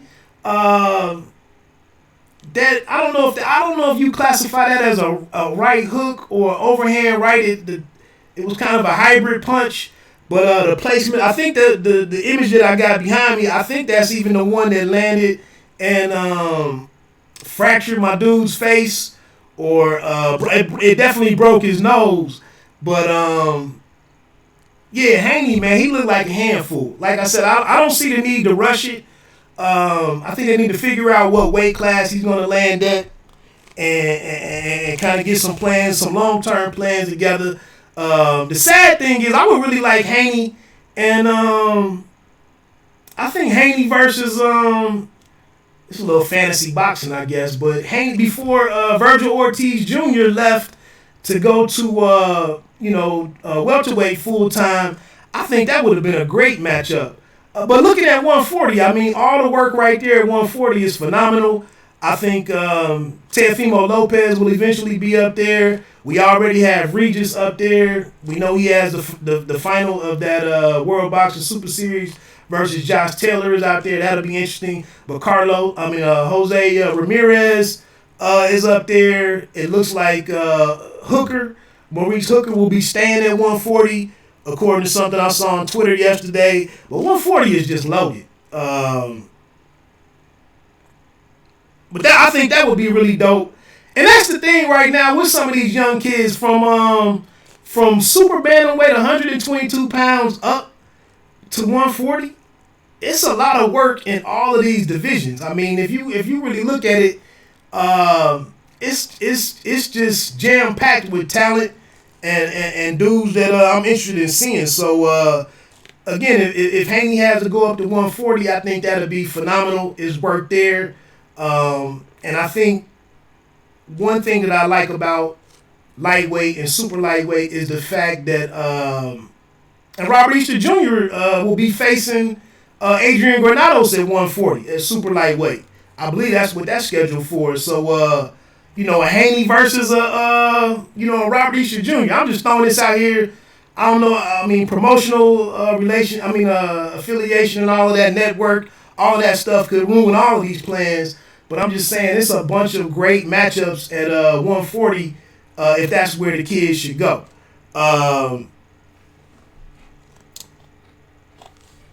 The same thing. So yeah, let's talk about this Hardy situation.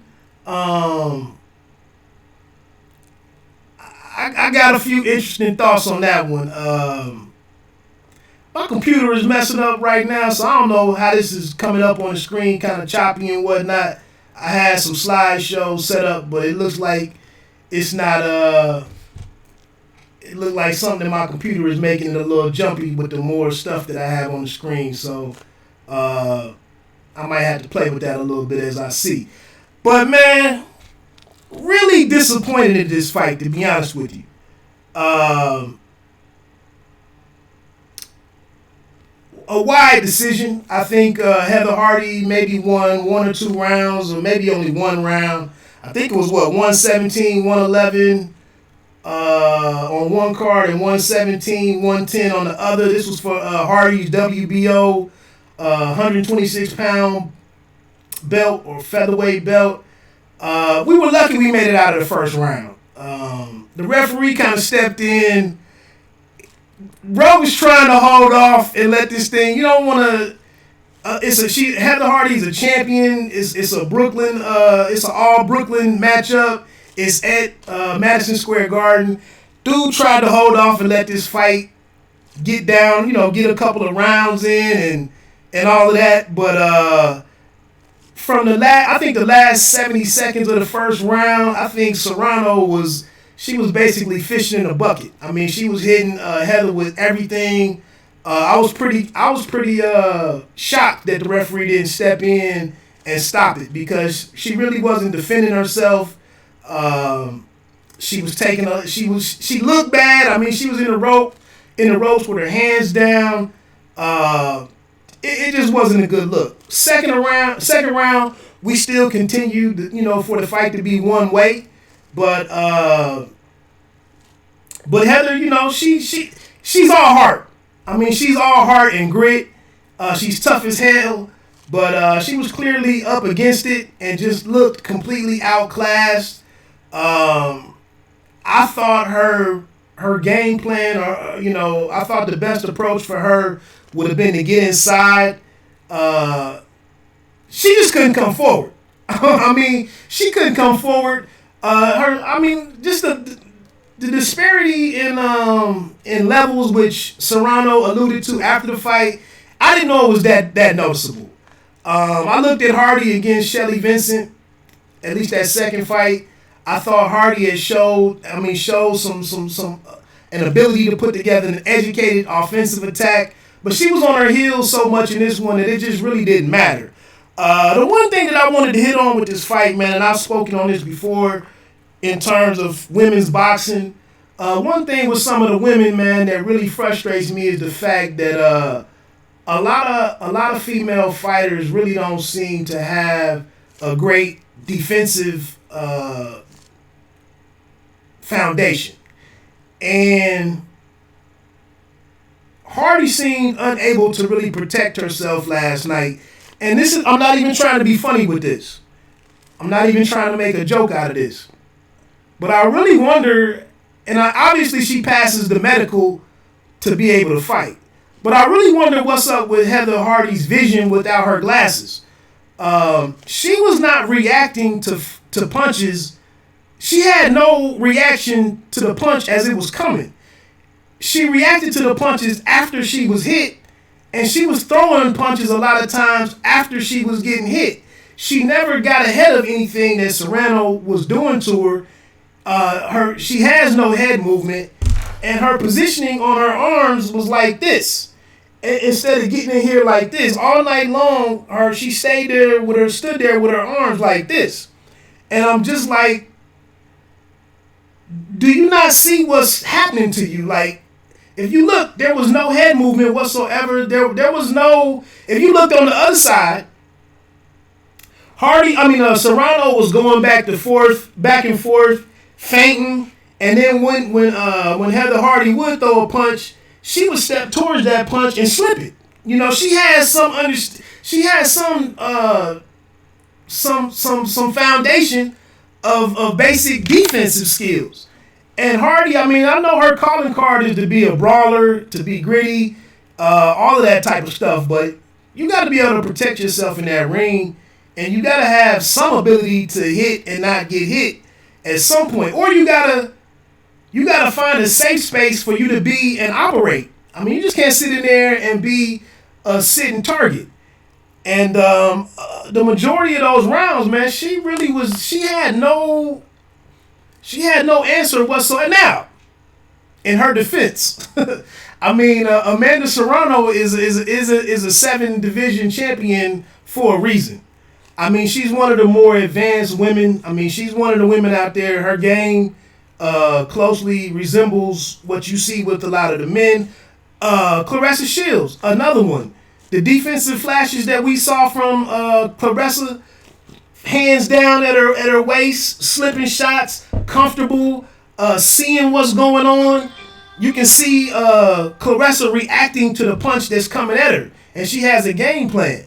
Heather Hardy had none of that, and I don't know if you mentioned this. She definitely didn't have the hungry look at the face-off. Are you talking about Heather Hardy didn't? Finkley?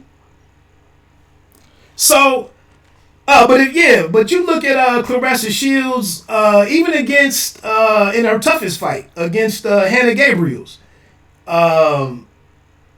Claressa is dropping her hands, standing in front of her opponent, anticipating punches, slipping punches, making you miss, making you pay. That's high level stuff. That's what you want to tune in and see. Heather Hardy is just, if she can't come forward and brawl, she basically has no answers. And I've been to some different women's fights in person, and I've sat there and I've watched a female get hit with the same damn shot, for 6 rounds, 8 rounds, and I'm just like, this is stuff that should be discussed in the gym. Like, if me and my novice eye can sit here ringside or in the crowd and pick up on this stuff, like, what is her team telling her? And I looked at the brother with the braids or the dreads, and the dude that was yelling in her ear on the left side of her.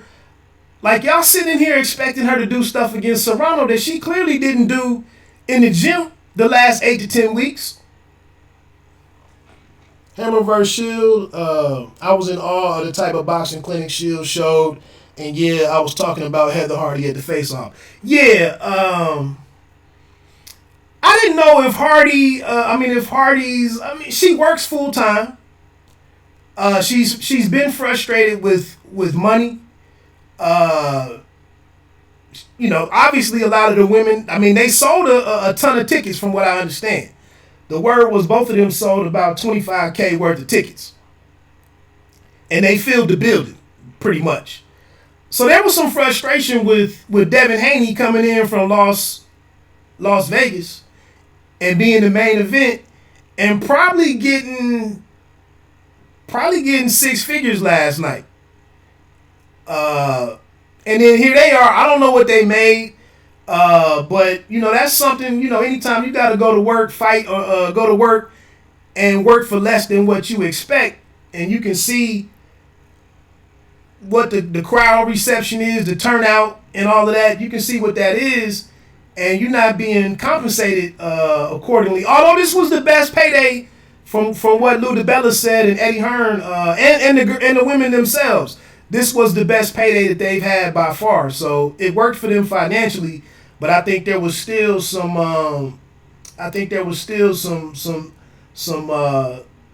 animosity over the fact that both of them have great relationships and standing in the local community, and they sold a lot of tickets.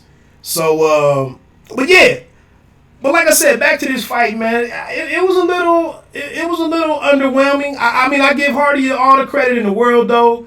In the third, fourth, fifth round, increasingly each round, she found a way to at least survive and to fight back a little bit as much as she could. And she started landing some decent shots. And I think that's partially because of the fact that Serrano was tired. She had tired herself out over the first and second round. And maybe, starting into the third round, she kind of needed to, regroup a little bit. And I think you saw in the 8th, 9th, and 10th round, she got back on the gas pedal a little bit. And, and we started seeing some of the same imagery from the first round. And I thought the referee was going to step in and stop it again. One thing that I wanted to ask for anybody at the time. Don't worry about that. Yeah, so but that's my question though with Heather Hardy. I really do wonder what her vision is like. Without her glasses, because over 10 rounds, you got to pick up on a fighter's rhythm. we hear that week to week on some of the men's fight, the men's fights. A professional fighter shouldn't sit there and get hit with the same shot all night long. You just shouldn't. But anyway, back to the ending of that, man. It made for a pretty decent fight. Let me get into this Hunter fight, and I'm gonna get ready to get on off of here. I think college football is already underway.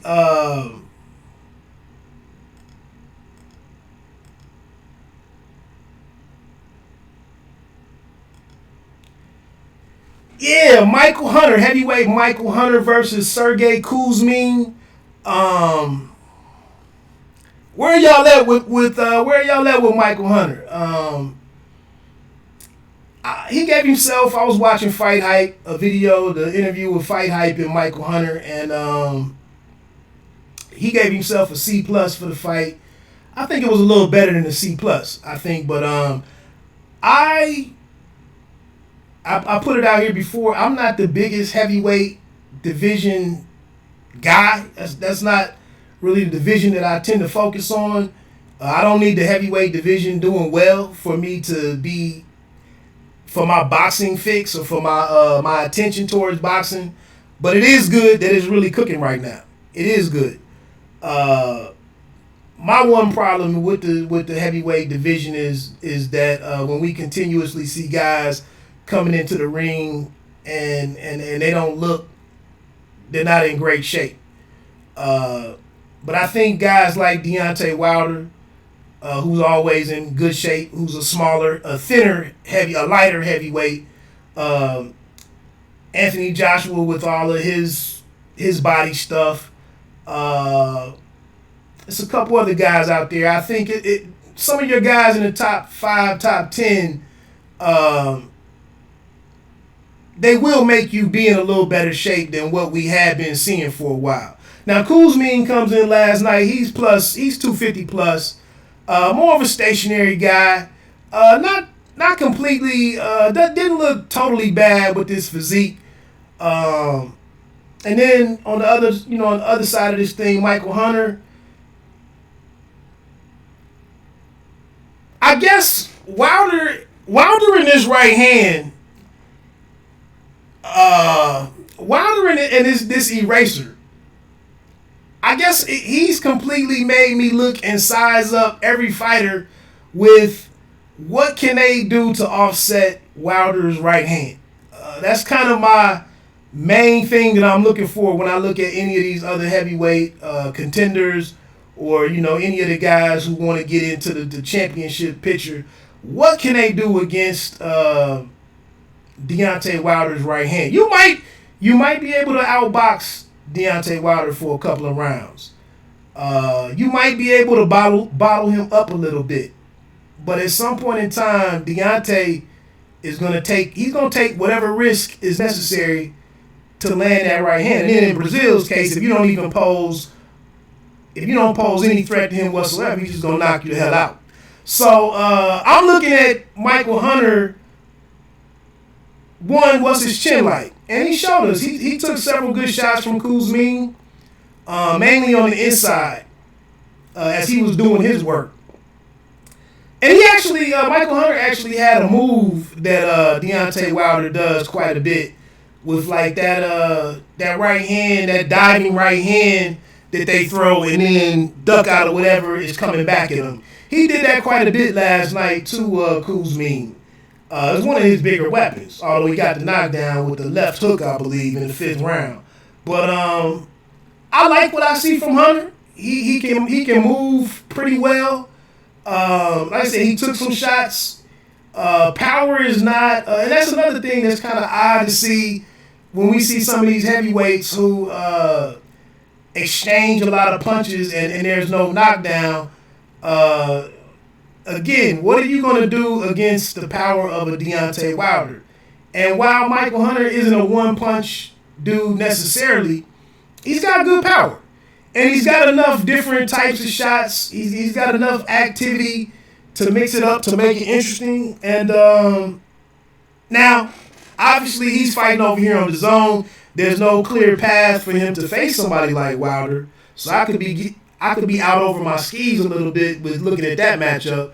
But if we look at, I do think he could be, you know, if Ruiz is successful in this, and this is totally outside of the mandatory situation, but I could see Hunter putting himself in line with the fight against Andy Ruiz Jr. if Ruiz defeats Anthony Joshua in his rematch. I think that would be a pretty damn good fight. Hunter called out Povetkin on the rematch, December 7th, on that rematch. He called out Povetkin after the fight. Him fighting Povetkin, that's a good matchup for him too. Like I said, I don't have any real weaknesses against about Michael Hunter. He's a boxer. You know, he pretty good skill. He tries some different things. He's got decent mobility. You know, looking at him against a Deontay Wilder, it's a plus for him that he can move his feet. He's got some different upper body movement. You know, he's got a sense of defense, some defensive concepts that he has at play that would help him, you know, against all of the heavyweights. I think for me, what would be interesting is he's a guy who can get inside, which is where I thought Dominic Brazil would have tried to get versus hanging outside in Deontay's sweet spot, being at the end of his, you know, his longer punches. I think that's a dope thing about Michael Hunter's game is that he can get inside. He's motivated to face the best. You know, he's calling these different guys out. I don't really have any. I don't really have an opinion or an understanding of what Hasim Rahman is as a trainer, but you know, he had him ready for this fight. Like I said, he got the knockdown there in the 5th. He didn't run in and recklessly try to get Kuzmin out of there. Listening to Michael Hunter's comments after the fact, he seemed like a very aware guy. You know, he had a good second half of the fight against Usyk. After Usyk had a good start against him, he kind of ran out of gas in that fight and wasn't able to get the victory. But I think he learned a lot from that experience with Usyk. That's another guy we could see him in with down the future as Usyk gets rolling in heavyweight. Like I said, I want to see more of Hunter. I think he could be an interesting player in the division. But again, I don't know that he does any one thing that has him head and shoulders above anybody at heavyweight. But he's a guy that can get in there and mix it up and get some wins and position himself to get a date, you know, with the champ, with somebody wearing a belt. But it'll be interesting where things go. I mean, we all got to see what happens December 7th, and then in November, late November, with Deontay and Ortiz. But it's good to see. It's good to see the next 5 to 10 guys, you know, 5 to 12 guys, for there to be some bodies in the pipeline, you know, that make it interesting, you know, as some of these bigger fights get sorted out. Conversely, a dude like Adam Kownacki, I have no faith in him against the Deontay Wilder, especially when Kownacki's trainer comes out and says we don't have to do anything different. We're not worried about getting out of the way of Deontay Wilder's right hand. I can't remember his exact statement, but his somebody in his camp, whether it was his trainer or his manager, was like, we're not worried about none of that. We're just gonna do what we do. And it's like, nah, bro, standing in front of that man, being as immobile as Kownacki is, that's not a good combination. You know, limited head movement, wide, you know, always squared up, trying to come forward. You know, that's walking straight through the front door every time. That's not gonna get it. So, like I said, looking at Hunter, I think it was a good victory. Kuzmin didn't really blow me away in terms of what's his next move, but I thought all in all it came together as a pretty decent event. You know, for you know, for them building what they're doing and trying to build Haney.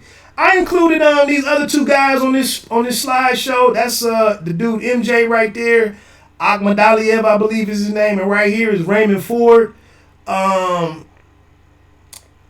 It was good. It was good to be able to see what Raymond Ford is all about. Not totally all about. I thought he was in there pretty tough against what's my man's name? Castillo. I had to pull up box rec real quick just to make sure I had the names right and the weight classes. Super bantamweight, 122 pounds for Raymond Ford against Rafael Castillo. Raymond Ford moved to 4-0. I thought it was a pretty good fight for him. You know, Castillo was there to a durable guy. You know, it went all 4 rounds. He was trying to play some mind games, get the younger kid off his game a little bit. It ended up being 40-36 on all 3 cards. Ford is a guy who's been in there sparring with Tevin Farmer. It's another young, interesting guy that, you know, DAZN is not being able to get some of the bigger names out there, the bigger U.S. names. One thing that they've tried to do as a contingency is to go sign some of these younger guys who are several years away from being in the mix. But Ray Ford, you know, moving to 4-0, interesting fight for him. But this other kid on here, Murajan Haney-Abdullaev, another dude that's super bantamweight against Wilner Soto. He won TKO in the 4th round. I think they, TKO in the 4th round. That's where we missed out last night. Had we seen MJ against Daniel Roman, that would have been a pretty damn good fight. I was pretty impressed with what I saw out of MJ. A really, more of a raw dude in terms of Murajan he just moved to 7-0. Roman, is over 20 wins, I believe, at this point in his career with the 2 losses, I believe. But MJ did a couple of things. I liked his agility. I liked the fact that Finkley,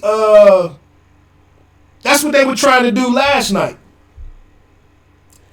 The big holdup in that situation is that Ryan Garcia came out and said he wanted more money to face Romero Duno.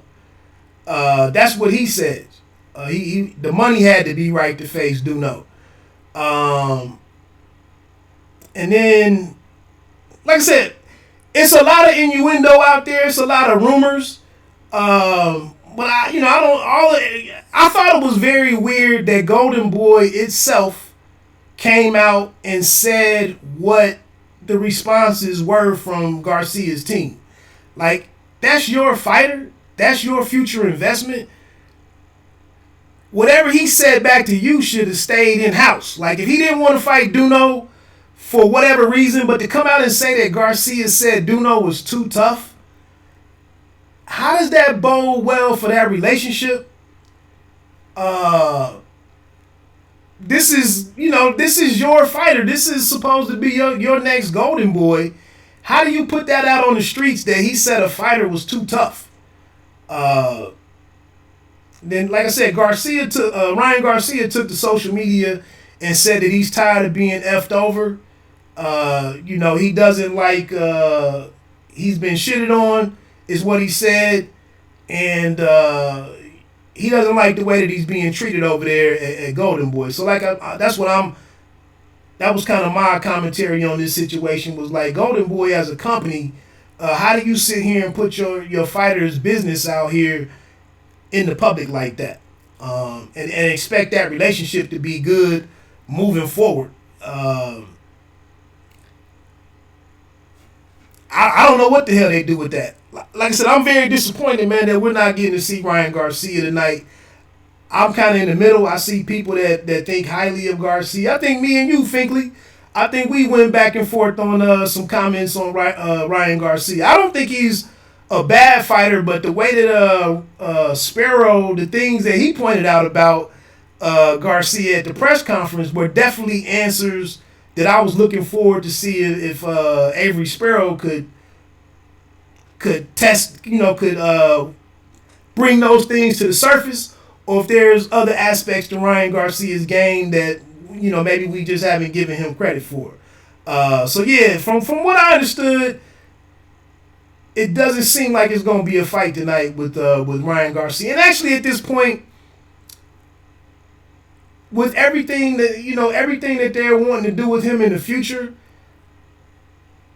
I think you have the fight that you expected.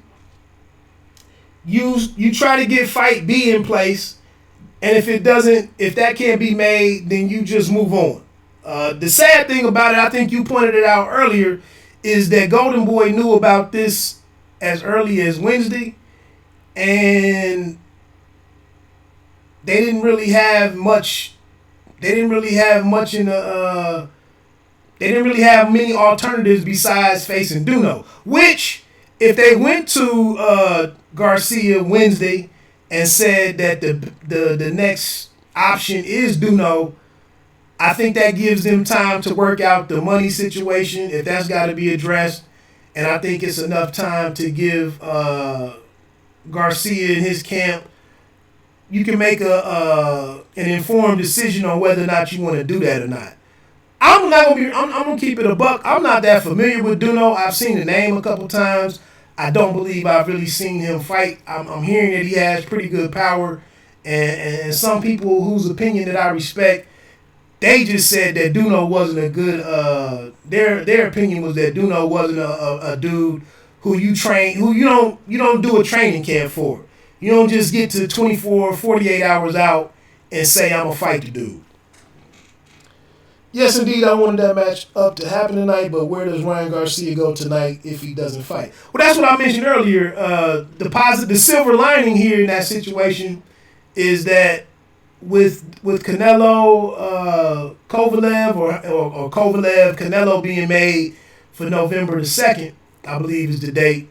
That would only push Ryan, he'd only have to wait, I think that's still 2 months. But at least it's a fight date out there. He could take a couple of weeks off. I know Garcia expressed that he was pissed off about, going through an 8-week camp or whatever, going through a full training camp, and, not fighting was a big waste of his time and a big investment of his time. But I think if they could say, okay, well, you're the co-main event, or you're a major part of the support for Kovalev Canelo in early November, that's not a bad transition. Now, opponent wise, I don't know. I still don't think. I think this fight right here was the opponent that we were looking to see him face. To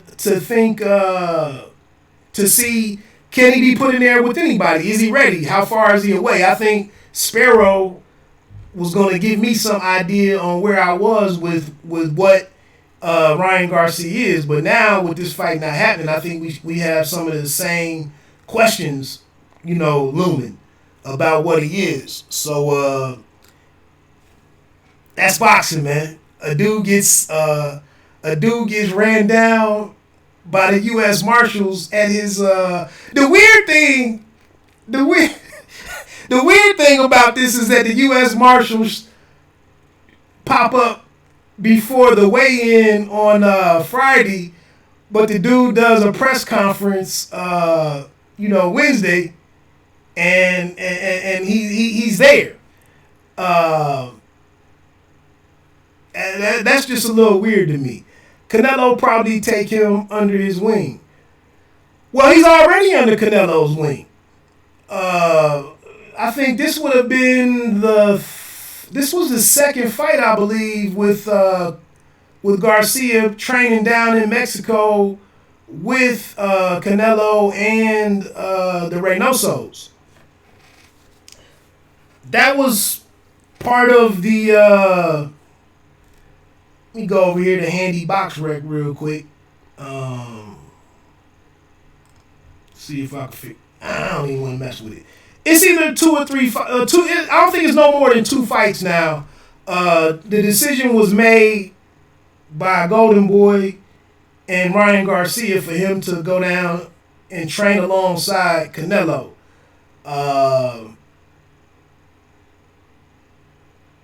Oh, okay. Yeah. A couple fights ago, man, they made that decision after I think Garcia had some weight issues going into making weight. And I think he went 10 rounds or 8 rounds or whatever with a guy.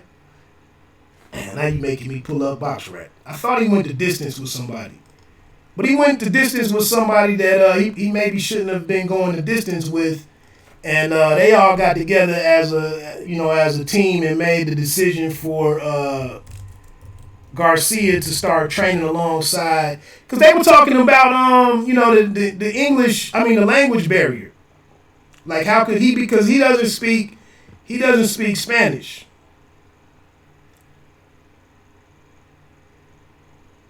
I'm not sure if it was he went the distance with Jason Velez.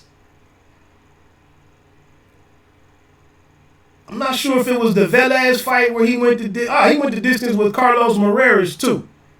Maybe it was after the Carlos Moreira fight because that one was at lightweight. And I think they were disappointed that he had to go up to lightweight for that fight. They wanted to have a margin for error in there to see what weight class, they could put him in to where he had a realistic path to a title. And so I think when he had the weight issues and they had to move that one up to lightweight against Carlos Morales, and then it went 10 rounds, and he had a draw on one of those cards. I think from that point on, they moved him to the Reynosos down in Mexico, and I want to say that was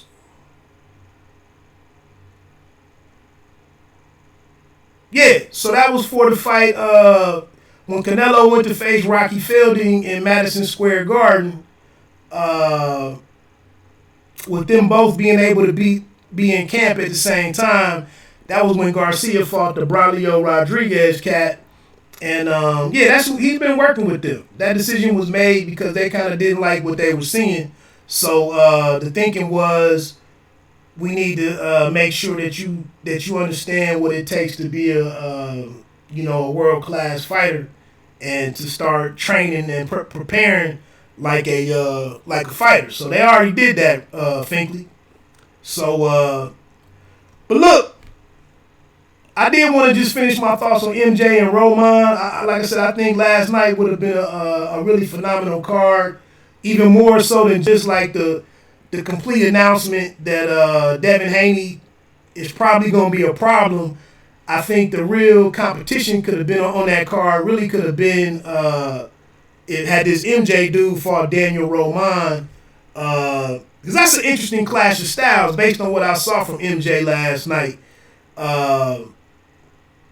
MJ is another one of these dudes from across the world. I got to go back to box rec, but I think he was like from one of them Eastern Euro countries, but he's over here at 7-0, 6-0, and was going to go in facing a pretty experienced dude in Daniel Roman. And you would kind of think there would be that big experience gap. But from what I saw from MJ, man, he kind of has a lot of tools in his toolbox. I don't know if he would have pulled that one out or not, but it was definitely an interesting clash of styles. And it's kind of unfortunate that fight didn't take place last night. But other than that, that was kind of all I had. I did appreciate, Randall Wyatt of Wyatt Promotions coming on earlier in the show and kind of talking through some other things that I wanted to get into. And then, like I said, just to promote the event next week in Cincinnati, I'm looking forward to going down there. You can search for New Era Champs on Facebook and look into the live stream that they're planning. I know Adrian Broner's longtime coach, trainer, Mike Stafford, he's going to be he's gonna be on the play, the call. He's gonna be doing the commentary for that on air. So that's that's an option for the people that like Finkley. You live on the East Coast. If you want to kind of follow up on what we were talking about today, it's an opportunity to just kind of see what they're doing there in Cincinnati. I'm gonna probably find a way on there and see if I can call me part of a fight. Nah, I'm just playing, but yeah, I'm just looking forward. Like I said, the last fight that they had down in October at the end of last year, which closed out the old series that they were doing, I saw some pretty good action, man. I saw one of the best knockouts that I've seen in person at some of the club shows. I saw a dude that was knocked smooth out, and it was the Cincinnati guy. It was the hometown guy, and it got ugly in there because the dude's brother, the fighter's brother, was ringside. And the interesting thing was that they all thought the Cincinnati cat was going to run through the visitor. And very early in the first round, you could tell that the visitor was the boss in that fight. And he laid dude out in the second round. Actually, I think he knocked him down in the first round. And things got serious. Like, oh, damn, our dude is in trouble. And then in the second round, he laid him out for a good 10 or 15 minutes. And the police had to come in. Well, I don't even want to mess up Wyatt Promotions. I don't want to mess up their thing. Because it wasn't any real violence or anything, but this dude's brother, I actually I interviewed another fighter that night, and the brother was pissed off the rest of the night, the brother of the fighter who was knocked out. And I was back in the back interviewing Adrian Broner's protege, Desmond Jarman. He was the headliner. And the brother came in and interrupted my interview, mad at the world. And I didn't even post the interview. I still got it, and I was going to post it as like a, I don't know, an outtake or something, making fun of the brother, because you got to understand, if your family member is fighting, it's a chance that he can get his ass knocked out. Like, it doesn't matter just because you over there yelling and that was the thing. The brother was behind the corner, and Mike Stafford realized his fighter was in trouble. He realized that the Puerto Rican dude was a better fighter and that he was powerful. And so Mike Stafford was trying to coach him in a manner that would at least allow him to make all 4 rounds.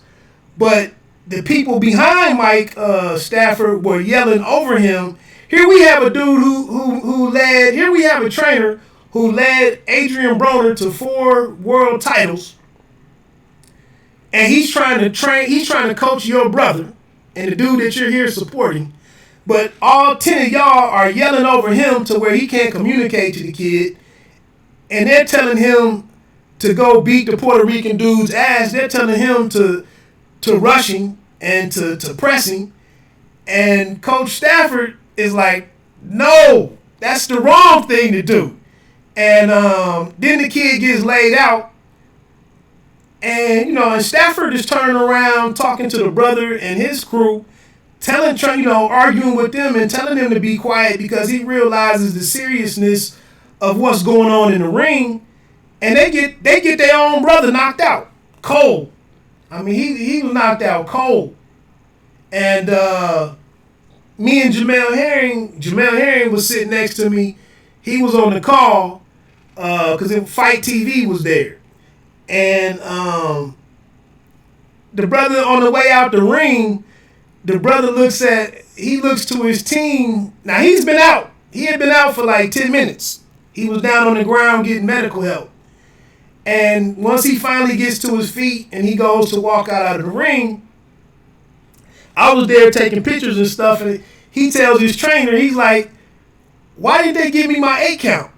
And I was like, how do you even know that you did not get an 8 count? Because you've been out for the last 20 minutes. Like, It was one of the funniest things. I don't know. My man at Lazy Lefty was sitting next to me when it happened. I mean, you hate to laugh at somebody, but it was after they had confirmed he was healthy. You know, he was good, but he looked over to his trainer in all the seriousness in the world, and he was like, "Man, how come they didn't give me my 8 count?" And maybe you had to be there. You know, maybe you had to be there. But that was a hell of a night. But anyway, come on out next Saturday night if anybody in Cincinnati, Ohio, Northern Kentucky. Of course, it would be dope even if some Daytonians made it down there to support a dude that's really trying to make a difference. You know.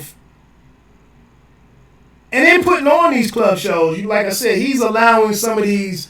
Cincinnati has a ton of different gyms down there, a ton of young amateurs, etc., etc., etc. I mean, they're really invested in boxing. So the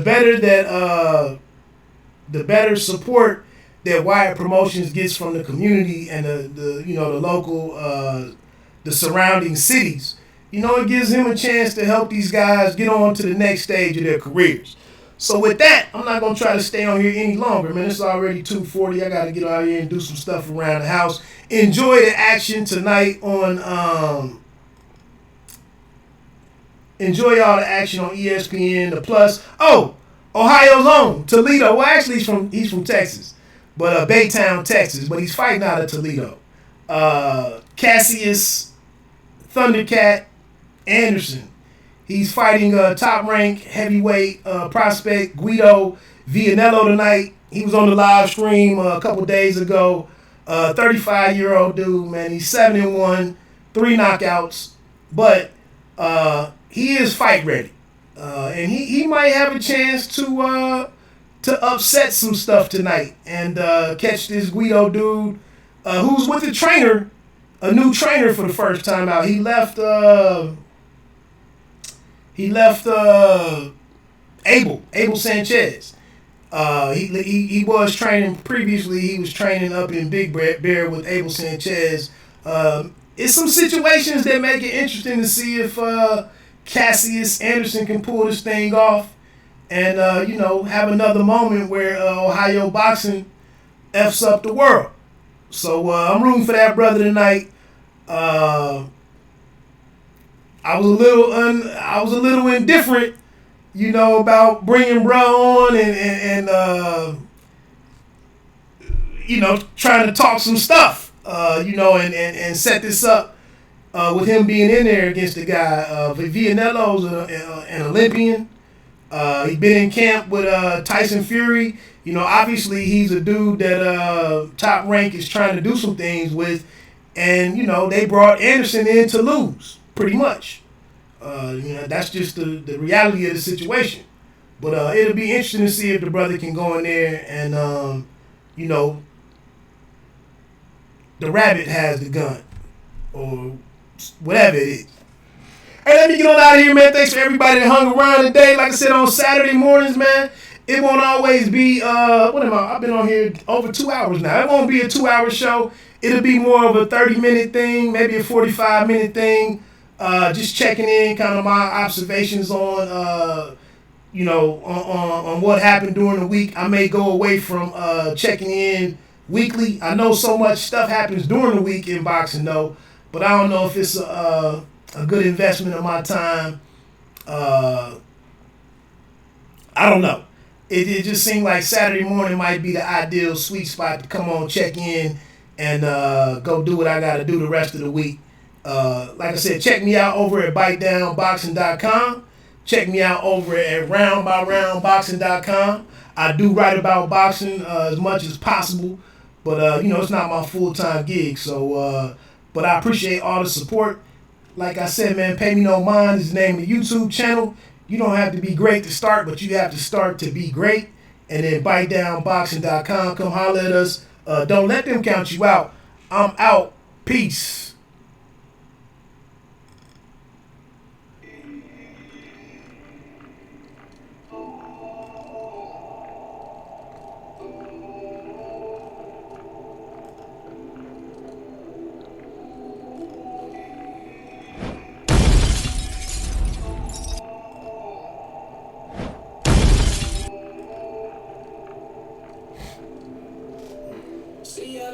it for a long time. Long flights, long days, my nigga, long nights. Fuck friends,